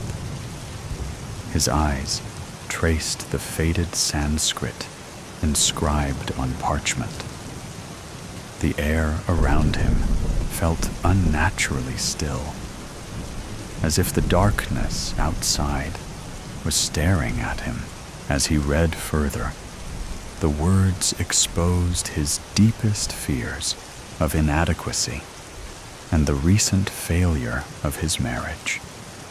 It described the sudden illness and death of his childhood friend, an event that had haunted him for years.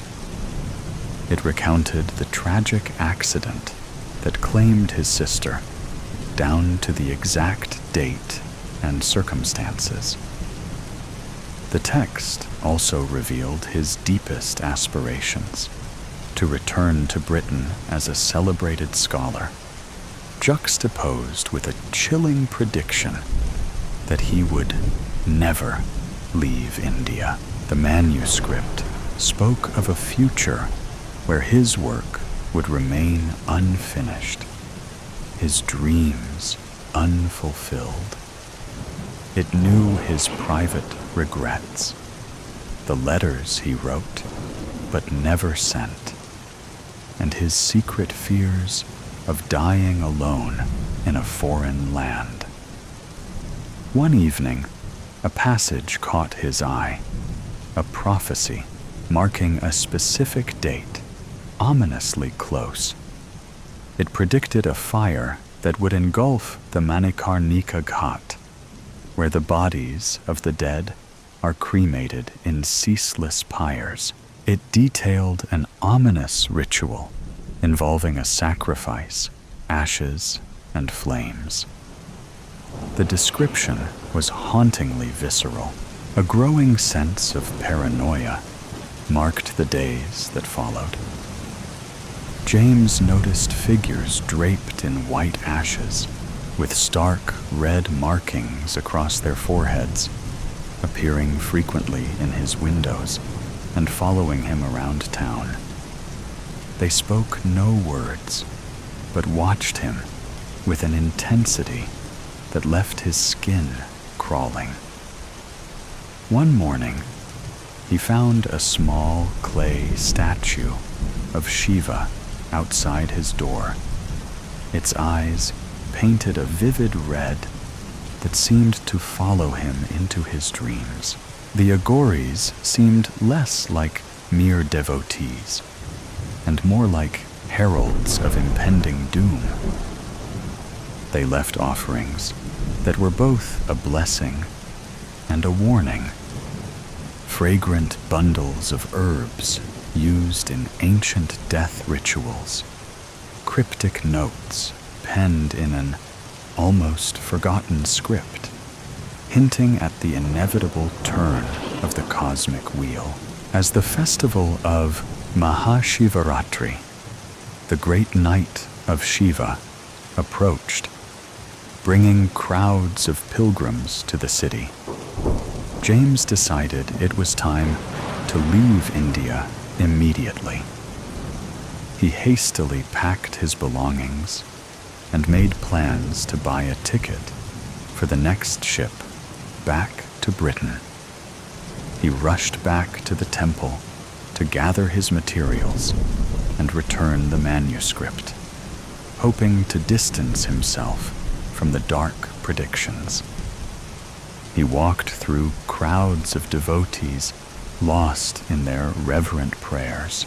Behind him, the procession of silent Agoris maintained their vigil. Beyond mere observers, they seemed to usher him toward a destiny he had yet to comprehend. Pushing open the chamber's heavy stone door, the manuscript in his bag felt like a living heart beating in sync with his own. A heart that felt, with dreadful certainty, the true nature of the cycle it was bound to. He sensed the followers just beyond the doorway, their silent presence pressing in on him. The musty smell of the ancient parchment mingled with the faint scent of incense. He gently put down the manuscript, but the intricate symbols and diagrams evoked an overwhelming familiarity. The memory of his mentor, Dr. Robert Astor, came unbidden. Astor's voice, rich with reverence, speaking of the Akashic records, that boundless archive of all that ever was and will be. Dr. Astor had described it as an energetic log of all existence, recorded in a non-physical plane known as the ether. James had always dismissed these notions as esoteric ramblings. But now, in the manuscript's presence, he felt a dawning realization that perhaps his mentor had been right all along. James had always viewed the teachings of the Upanishads as academic, yet the manuscript's unsettling synchronicities brought them to life, defying his scholarly detachment. He had searched for logical explanations, but each attempt only deepened his unease. The weight of inevitability grew, pressing down on him like an unseen force. It was as if the manuscript tapped into something profound and ancient, recording the fate of humanity with chilling precision. It felt as if the manuscript was a conduit to the Akashic records themselves, linking him to an endless archive of existence. Brahman, the ultimate reality, no longer seemed a distant metaphysical idea, but a palpable truth closing in on him. He felt an inexplicable compulsion to venture deeper into the sanctum. The air grew denser, charged with an energy that made the hairs on his neck stand.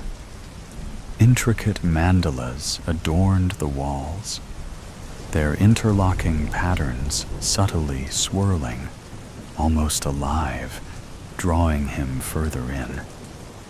The sense of an unseen force grew more intense, a nearly tangible presence pressing in from all sides. Then, at the heart of the sanctum, James encountered the Timeless One. The entity had no definitive form, appearing as a floating mandala, a geometric figure of shifting forms and glowing light that seemed to be everywhere all at once. An irresistible pull gripped him, his feet moving of their own accord, drawing him into the heart of the mandala. Stepping into it, James found himself in the vast library of the Akashic records, where every event, thought, and possibility was catalogued in endless corridors of knowledge. Shelves stretched beyond sight, each filled with tomes of every life that had ever been and ever would be. He walked through the library, his fingers brushing against ancient scrolls. Each revealed a different path he could have taken, yet all led back to the mandala's center. Every choice, every action had led him here. James encountered visions of his life as he drifted through the Akashic records. Moments of joy and sorrow, triumph and failure. He saw himself as a child, staring wide-eyed at the night sky, dreaming of its mysteries. He saw his younger self, full of ambition and determination, seeking to unravel the secrets of the past. And he saw his present self, standing at the threshold of cosmic enlightenment, poised to transcend the limits of human understanding. The realization struck him with profound clarity. The illusion of Maya unraveled before his eyes. James's lingering self, a fragile residue of his identity, resisted the truth.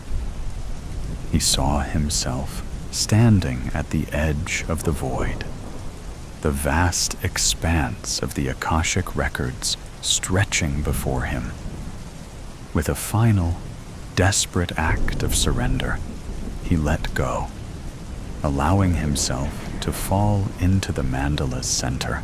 The geometric patterns converged into a blinding point of light.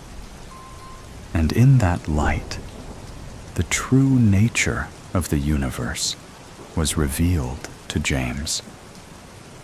The boundaries of his being faded away, replaced by the infinite expanse of the cosmic order. Enlightenment and terror walked hand in hand through his psyche as he became one with the eternal truths that had tormented him. Stepping out of the shining temple, naked and transformed, a Gorephans waited outside, eyes filled with reverence. Their chants, a deep hum of Om Namah Shivaya, rose and fell like the tide. They approached, hands gentle but firm, painting his body with ashes in a sacred and surreal ritual. The manuscript's revelations had stripped him of his former self, exposing him to the Timeless One. Shadows blinked under the torchlight, twisting into hideous forms. The Agoris's chants swelled, their voices merging into an ominous crescendo. The night pulsed with otherworldly energy. The streets, the river, the city itself seemed to writhe with their own life. The Agories approached, their hands moving with ritualistic precision, smearing his skin with ashes. The chants grew louder, each note a harbinger of the horrors hidden within that ancient manuscript. The smell of burnt offerings clinging to the air, mingling with the earthy scent of the river. With eyes dark and impenetrable, the Agories lifted him onto a makeshift bier. Their chants rose as they carried him through the narrow streets, the fire casting long shadows on ancient walls. The city watched in silence, as if holding its breath. The procession reached the Ghats, where pyres crackled with an insatiable hunger. They laid him on the pyre, the wood rough against his skin. The flames licked at his skin like a searing pan. The Agories surrounded him, their chants reaching a fevered pitch. He raised his arms and covered his eyes. The words of Krishna to Arjuna rose from the depths of his memory, carried by a voice that felt both his own and not. If the radiance of 1,000 suns were to burst at once into the sky, that would be like the splendor of the Mighty One, he intoned, the words slicing through the night. Now I am become death, the destroyer of worlds. The Agories bowed, their chants rising to an otherworldly intensity, a tangible force pressing in from all sides. The inferno flared higher, casting grotesque silhouettes that danced and twisted in macabre patterns. As the pyre ignited, some Agories stepped into the fire, their chants unwavering.